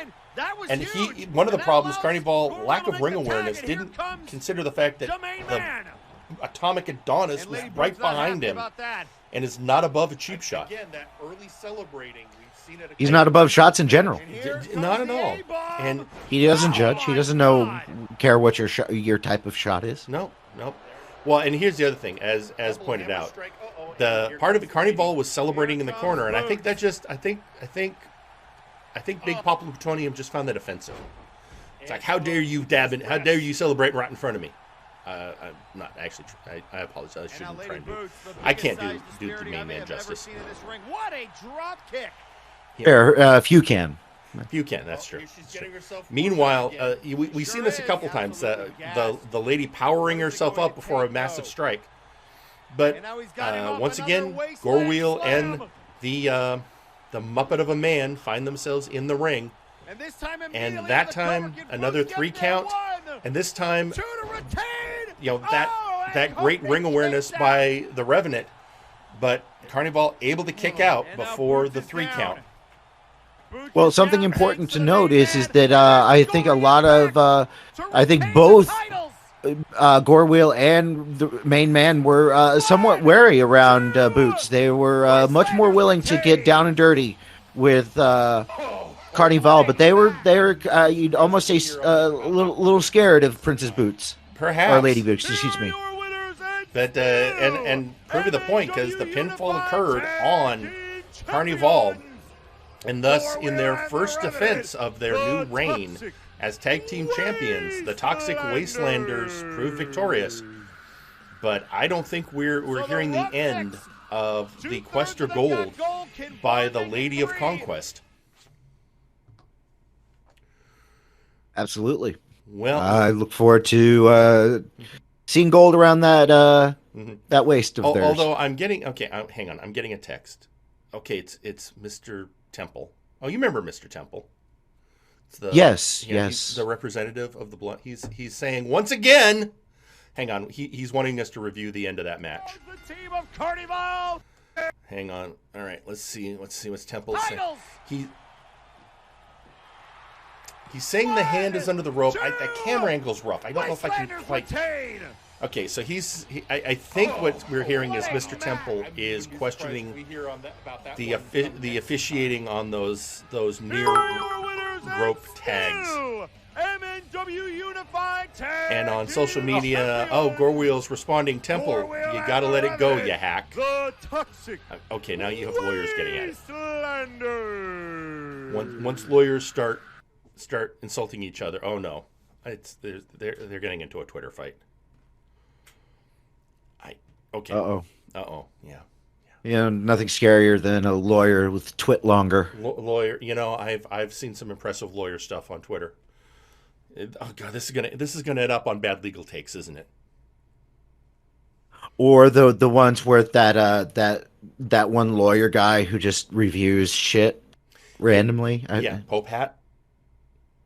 I think so. Yeah. No, boy, I don't want to see him getting into interdimensional law. That's a rough area.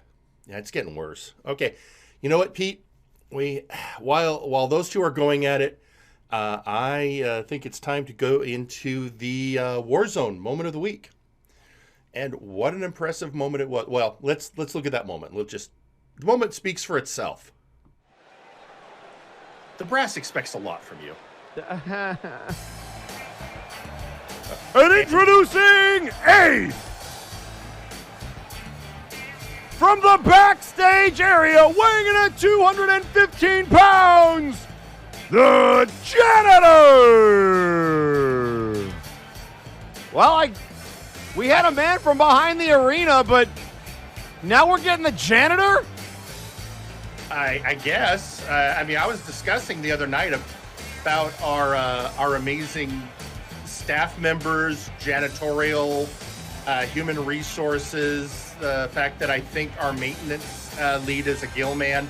I mean, that makes sense, but do we just let the crew get involved now? I feel like this might be a little unsafe for a janitor to be wrestling. I mean, we briefly had our mechanic wrestling, so why not? We did, yeah. I remember.